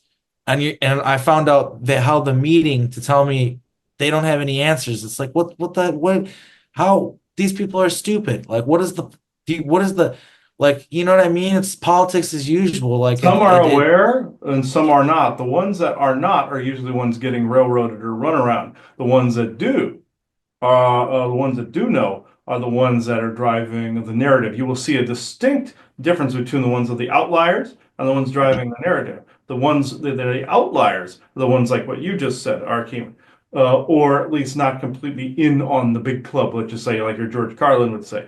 Now, the ones that are in that know about it are the ones that are more stoic and straightforward about it, or here's option B, the ones that are outright making up crap about it, like the one that said it came from Iran. So that's that. You see, so The Iranian mothership. yes, that's the one. That's definite a BS yielder. Yeah, even the Pentagon came out and said that's BS. Yeah, that one because he's a misinformation agent, you see. So the other one, though, the other New Jersey politician, you can tell again he was an outlier because he did not genuinely know what was going on. They're not all. Yeah, he was like a more low level politician, but I have a feeling that moment will propel his career along a bit further, because it's like people like people who actually stand up for shit. That's the kind of people I want to vote for, and I think everybody wants to vote for. So I think but from what I recall, he was fairly minor. I think he might even been a mayor, like, because all the mayors of all the towns in the region showed up. So I think he might have just been a mayor of one of these Pennsylvania towns or something like that. I might be wrong. He was something like that, though, some lower level politician. No, anything, like below a governor, they generally are not made aware of a lot of these things. It's basically governor and above. Rest assured, they are either interlocked into the narrative, or they're just basically they're going along with it, even if they don't know. You see, most of them do, or not, I shouldn't say most of them do, but most of them go along with it. The ones that are kind of refusing, on the other hand, tend to get, let's just say, blizzards dropped on their state from time to time, like the thing with Texas back in 21. That was a HARP event, or HARP-ish event, I should say. Weather warfare. Yes, and all of the things of that nature. Or like some of the hurricanes in Florida, things of that nature, like those ones that showed up recently that you guys helped take care of parts of it. So that's essentially that. So. I think it's just important to understand, because I know there, even amongst the community, there's, things, I'm not going to sit here and say things aren't changing. I think sometimes people think things are changing at a more rapid rate than maybe they are. And when you're dealing with something like this, there are still people behind the scenes. Again, number one, not saying anything, test where the public's at, bottom line. How can we use that to our advantage to steer and mold what we want humanity to think and feel? That's absolutely going on. Then the second thing again is something real that could have been happened. How do we now cover it up? Because it's going to be easier to say, oh, this is just some high tech from our military that we didn't talk about until now, right? So they're going to try to cover cover it up with something else as well. Although sometimes what we're actually thinking are UFOs are that high military tech that most people don't realize exist yet. So they can convolute these stories, but the main purpose is always for that narrative. How do we put things back, the genie back in the bottle? How do we mold things And use it for that? but then Joanna, the genie that we're referring to, from what I can tell, and what Dr. Courtney Brown of the Farsight Institute is saying, is that you've got the positive galactic types of the Galactic Federation, who they're making it a point to be just appear in our skies in its non-threatening manner they can. Then you've got the U.S. military, where they've got their, for human level at least, advanced drone technology, flying stuff around, and maybe together with the Draco, setting up those drones to spray us with some kind of nanotech Oh on the yes, the coastlines. Draco can do that from their own vessels. So you see, so they disguise themselves as clouds sometimes, you see, and will spray certain gases down on people. This does happen. They don't necessarily need the drones to do this. Drones might be near locations where those particular ships are, and the gases are coming down. A remote viewer would see them as one thing, but the Draco ships couldn't actually do that anyway.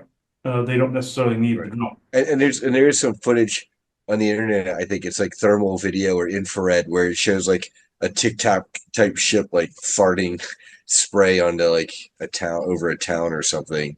And Generally, they so are not seen. Yes, generally they are not yeah, seen. yeah. They are literally spraying gas. They are spraying chemicals, and they are also there's psionic dampening coming from your satellites and through your tech. So it's both chemical and psionic. You see, so any of these little tic tacs, he's seen them go through neighborhoods. He's seen them whiz past in different because he can see into different frequencies. That is the 100%. Okay, and then but then is our assessment correct that the craft that are seem like way higher tech, like the light ships, and they're there and they're trying to be non-threatening, but they're flying all over and they're doing patterns that clearly no human-made drones can do. Are those literally representing as the Galactic Federation, quote unquote, or are these just positive ETs and they're not really associated with anybody and they're just en masse deciding to like flash mob us? What is going on there? Well, most of what you are seeing, at least 80%, 85% are your own military with alien human hybrid technology, but there are those dimensional craft and those that are GF related, at least some of the good ones, as I said in the Senate, that actually do give a crap what happens here. They will, like Indrid Cold, will sometimes come through in that respect and bring a ship in here and just show it off for a minute. His people will from time to time. Now you have some of these other dimensional craft. They're not. They are. You can say they're made of light, but you have the ones that have like those weird diamond shapes that almost look holographic and light in nature. Those, the Untumbans actually own those particular ones. Spheroid ones, tons of people own those. Bellcraft, that's your Martian German. Also saucer shape. Some people, the Martian Germans and Draco have those. Then you have these triangular shaped ones. Your Solar Warden has that, and also some Pleiadian craft have this, and groups within the Pleiades and some Orion as well, and also some Cirrus. They have some Mercury-looking ones as well that have these Mercury blob like looking ones.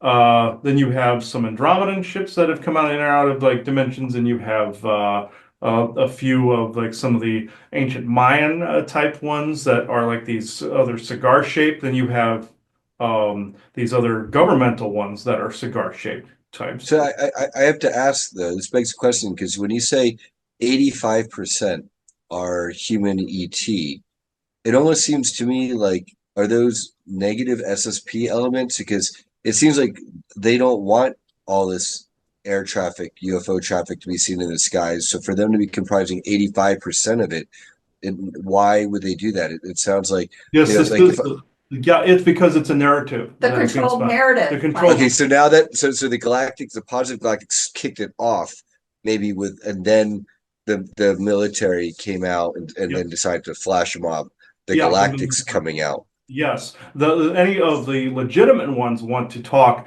they flash mob with other things and saying it's out of this world, quote unquote. Therefore, like some of the other Tic Tac types and things of that nature. Then you have the real guys out in the background trying to figure out how to also get away with it. So you have a mix.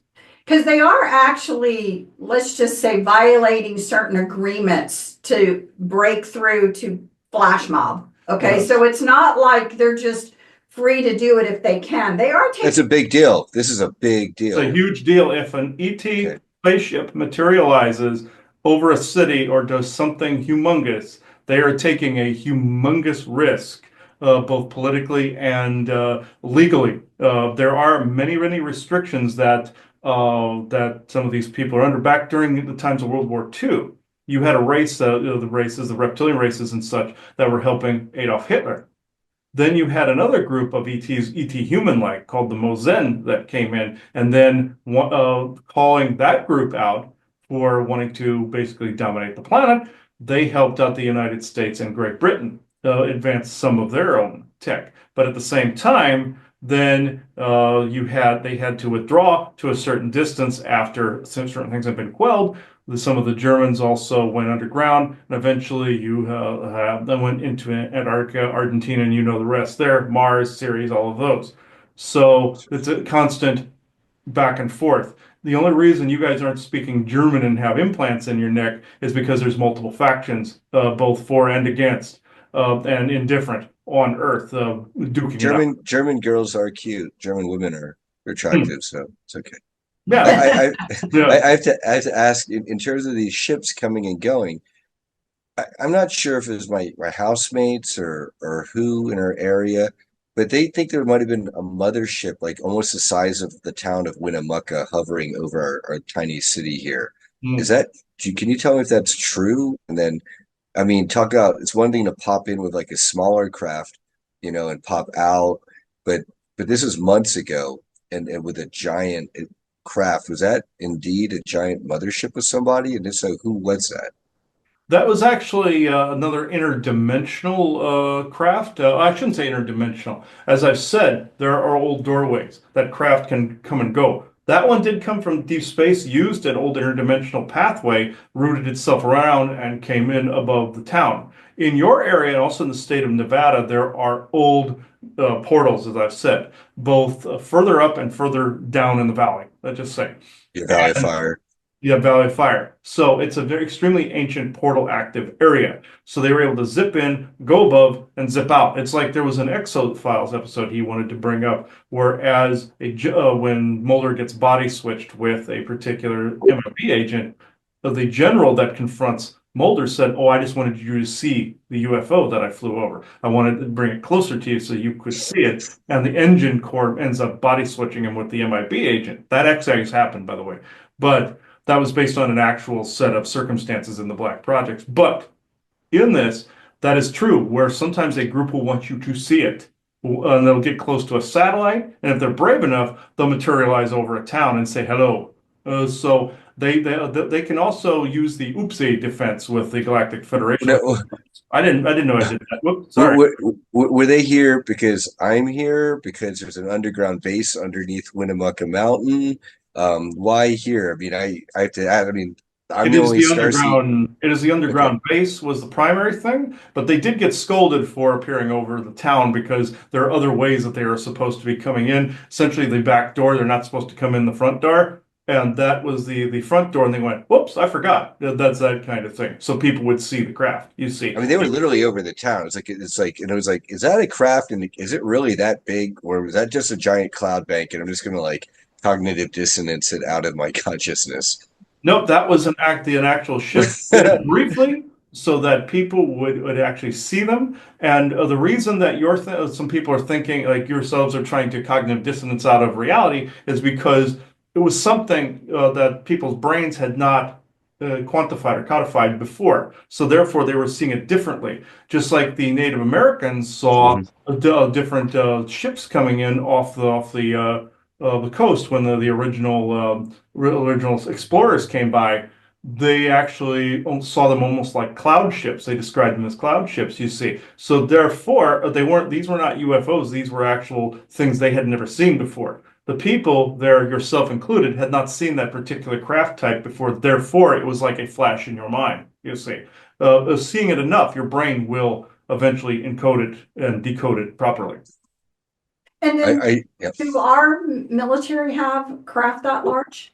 Yes, they do in the solar system. Yes, they do, even bigger. Yes, uh, they have the Solar Warden craft, which they have several ships. They depict this properly in your SG-1 series, Stargate SG-1 series, with like the Prometheus and other vessels that are in the system. They have triangular based, and they also have these aircraft carrier based looking ones, large ones. But that spaceship that you saw there was, I wouldn't say the solar world ones are bigger. They're roughly around the same size. Uh, so you have several of those in a system. They could easily chase off a UFO, just like in the end of your Stargate SG-1 series, where the Earth people on their ship get the Asgardian technology and they're able to fend off the Ori at the end. It's kind of like that, where you have a fusion of Well, technology. Well, then, with all these different ETs and factions for and against liberation of humanity and disclosure or trying to co-opt the message, at what point does it turn into a shooting war where they're all flying around and someone gets antsy and pulls a trigger and the other side says, okay, now we're going to fire back? Like, and I know that Dr. Brown has explained that the Galactics at this point are to the point where they're letting their sacrifice, they're willing to sacrifice their craft to not go into an all-out war. But Yeah. to me, it sounds like that will None be of them are that possible. stupid, you see. So even some of the foolhardy ones that want to mine resources and everything and do dealings with your intergalactic corporate conglomerate, they are not that stupid as to fire back. They Okay, would, because it'll be recorded. People will, it'll be noted, and then it's not going to go well for them later on. yeah, it'll cause, what'd you say, a shit storm or a shit show, basically. And none of them are that stupid, no matter how trigger happy they are. They know that if a human fires at them, they are not to do a damn thing back, especially if they're not supposed to be there, out in the Well, I wasn't just talking about the humans here on the ground shooting up at the craft.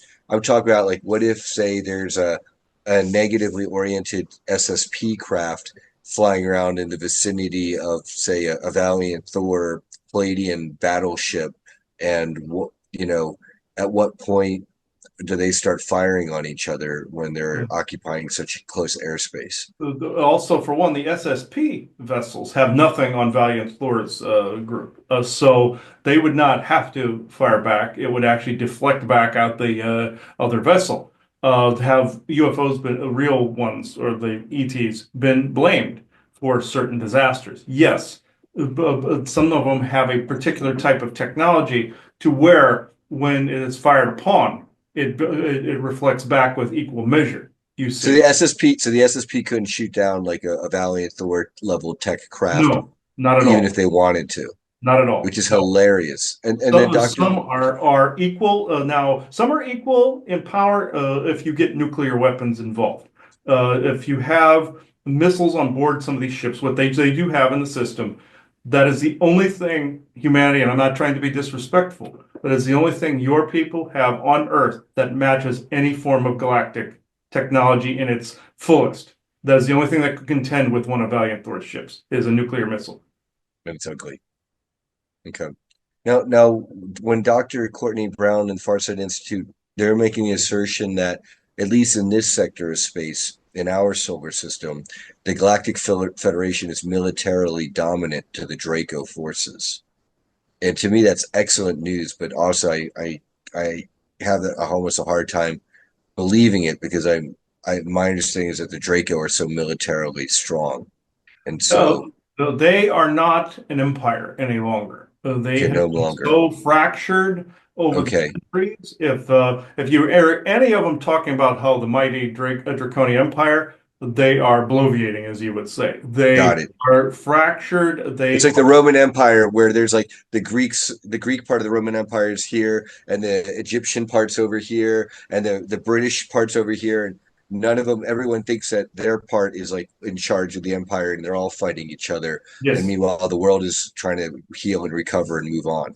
yes, different clans that battle each other. They are basically, think of the world after Rome fell, where it was basically in the Dark Ages. That's it. Mhm.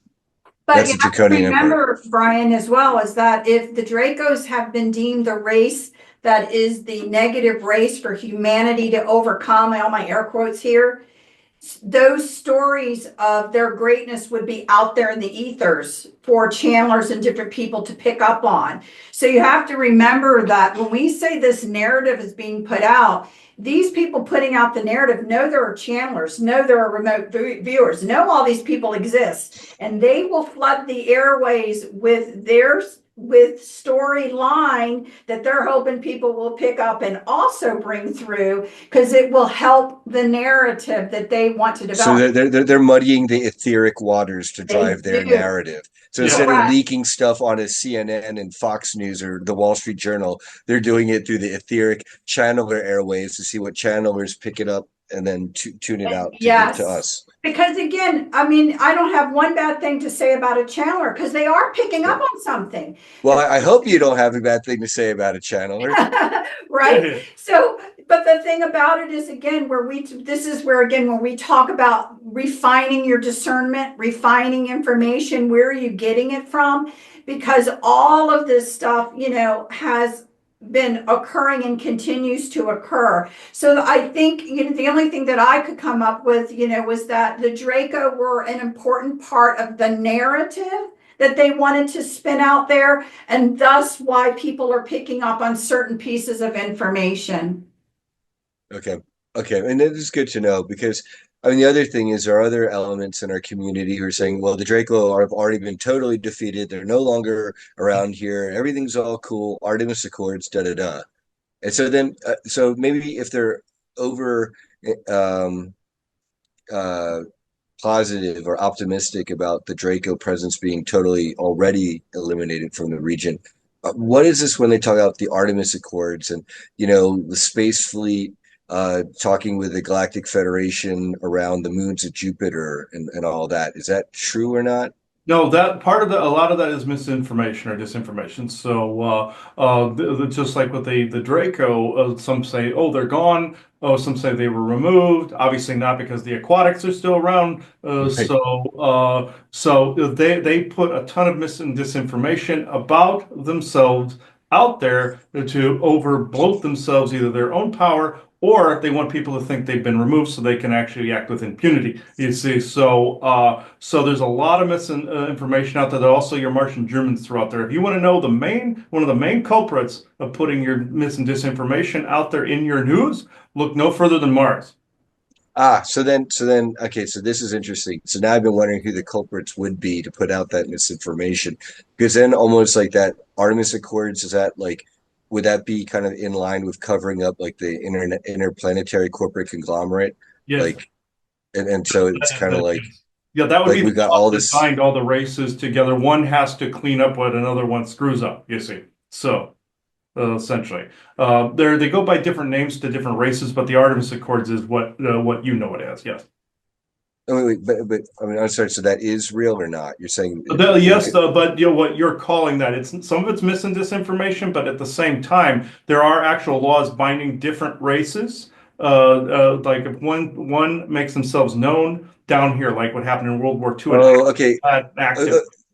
Okay, so then it's almost as if the message I'm getting then is that there is some level of human leadership, secret space program, conversations, ambassadorship with the Galactic Federation types, but certain groups within our disclosure community may be overly spinning that story to give us some false information. So at its core, some of that stuff is happening, but Some of it is beware the happening, some spin. of it isn't. Yes. And also you have declassified projects that are putting things out there as well. Also, some people that are whistleblowers can be genuine, but who gave who gave the information, who were they around? Now with the narrative, like when you saw the congressional thing, that's 100% narrative up right there. But then you have some of these accords between different races. Say if a race comes down like what happened in Nazi Germany, then another race has to counterbalance them for a minute and then be able to extract some of the other aliens. This wasn't the case on Earth because there was some already here, you see. So Earth is slightly unique in this area, politically and energetically. It's a mess. Oh, Mhm. you're muted still, Arkheim. I have to get going to have dinner and stuff here soon, just so you guys know. So Yeah, Okay. it's probably a good point. I Yes. mean, I know Yeah, we hit our obviously 2 hours. how long, forever, really, could, questions be asked when you talk about all of this information, and it would be nice, obviously, to do it again, you know what I mean? Mhm. To have Yes. more and Well, more conversations. it's not often we get a literally a 500,000 plus year old being. I thank you for being here to answer our questions and to relay a galactic history and to help clarify a lot of confusion. It's helpful to the movement. Absolutely. Yes. Yes, I thank you. Yes, I know because of his energy state, I must detach. But this has thanks been for speaking with us.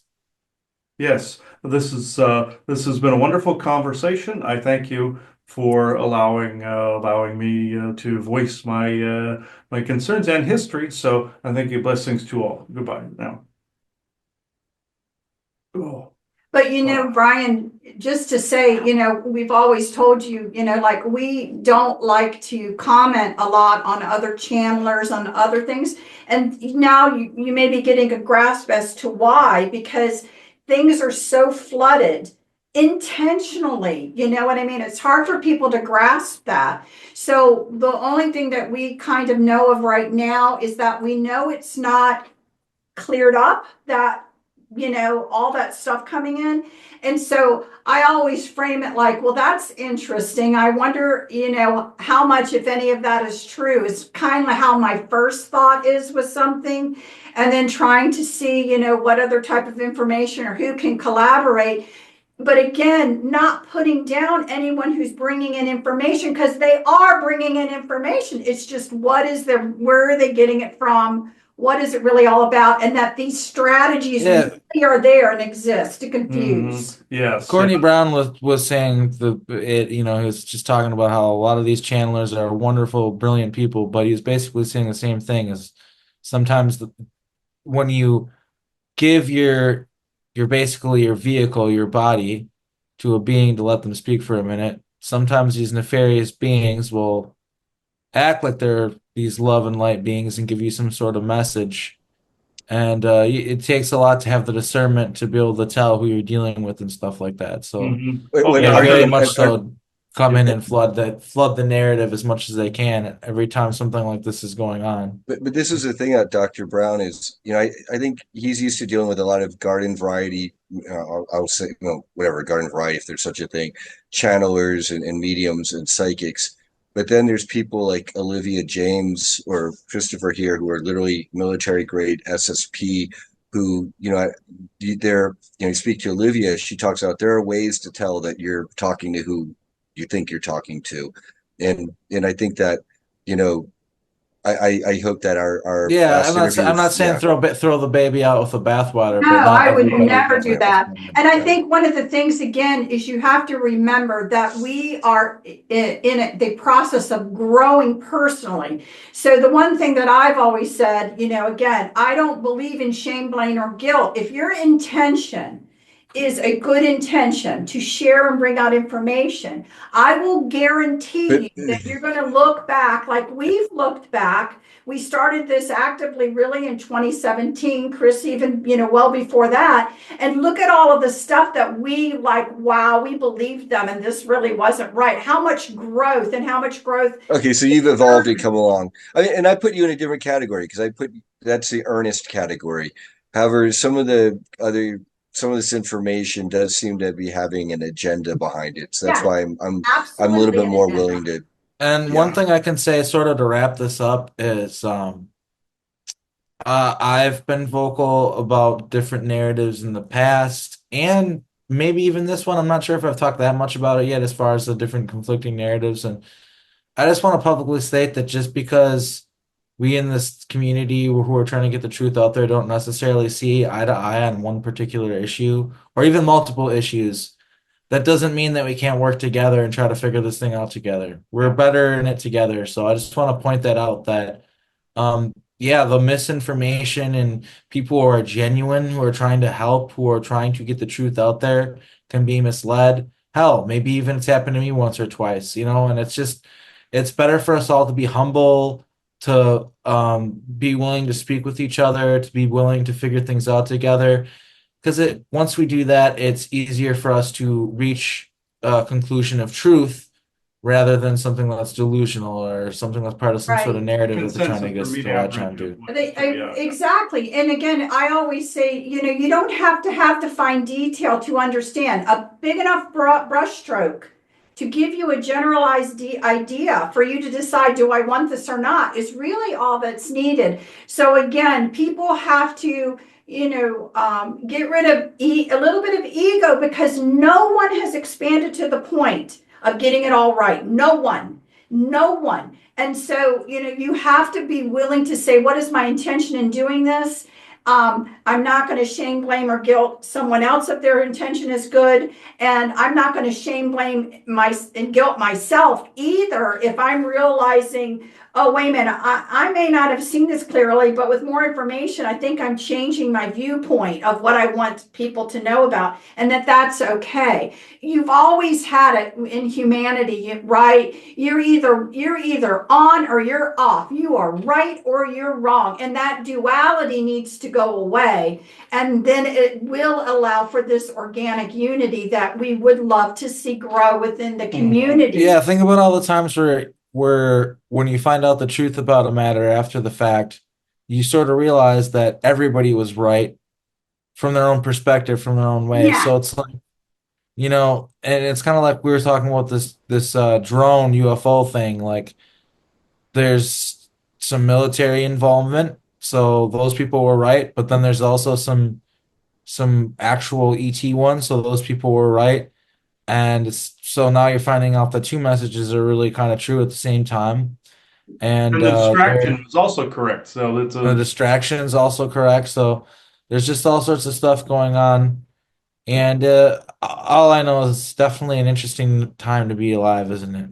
It is. It is. If you can step back and look at it at a different level, pull yourself back, really pull yourself back to be able to see it at a whole little bit different level, which again, that's why, we believe so strongly in the galactic history of it all, because it really then makes you understand more about now, if you can grasp, the totality of what has come before us and these groups. And again, this whole Pangea idea, of how Earth, and people evolved, it's just not true. And so, to be able to bring into your mind the possibility of something else, then a lot more things start to make sense. And then the struggle that we're working on now, getting out there. So it can be, as well as be, some of the most frustrating time, because again, it can't come quick enough.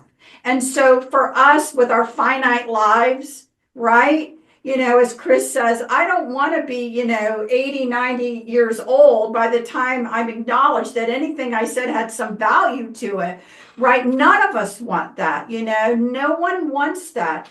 But part of ourselves also know that we came in with the struggles, with the fact that, like I work a full-time job to, what I mean? And, to keep a roof over our heads so that we can still do these things, because that hasn't broke open, and it doesn't break open for a lot of people. And so, but there's something within the drive just coming. It's like you were born in to have these other experiences, because the goal was to share and to help humanity grow.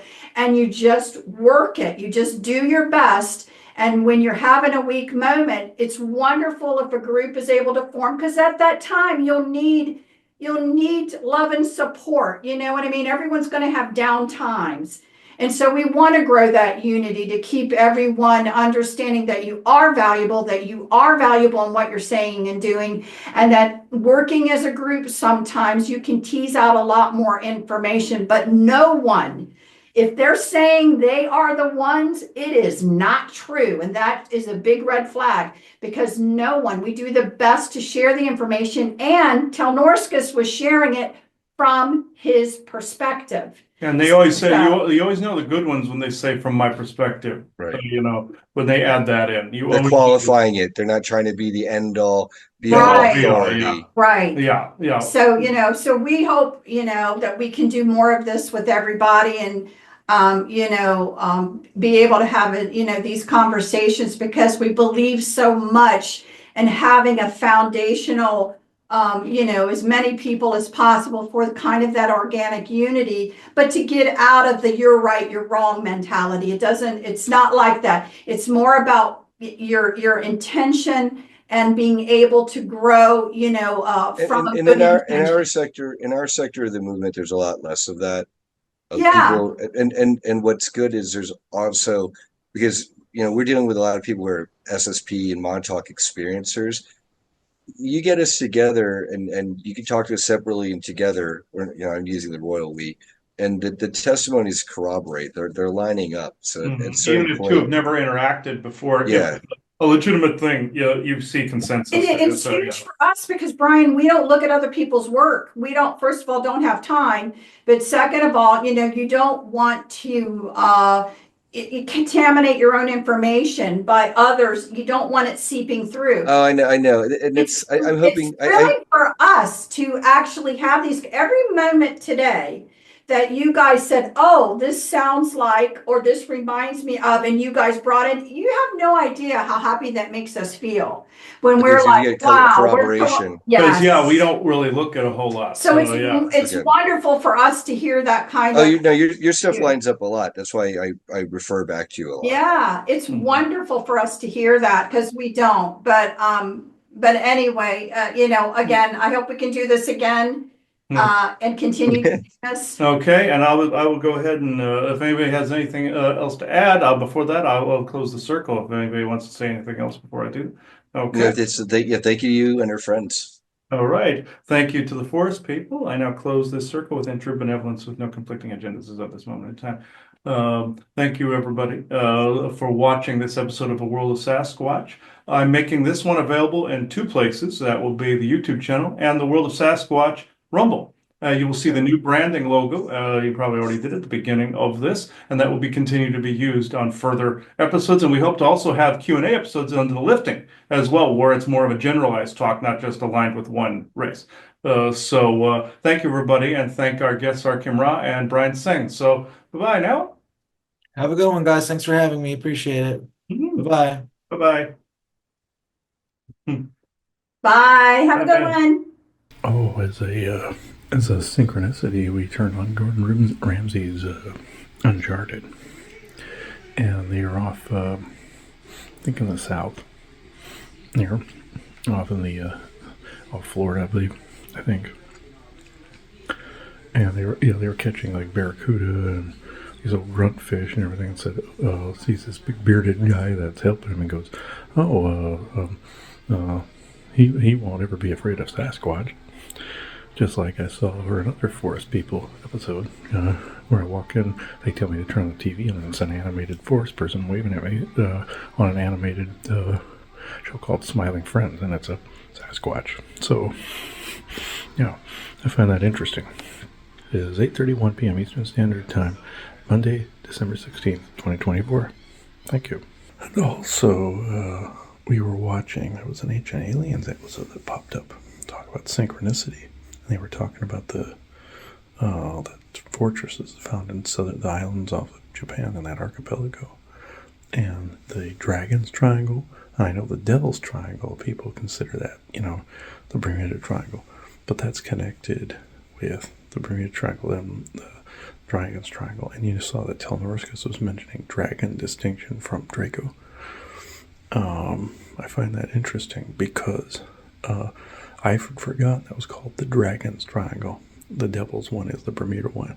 So he was saying basically both places for the aquatic Draco, but mainly around Japan by that sunken city and the bridge that's there that leads to nowhere that goes to Lemuria. It's all Lemurian.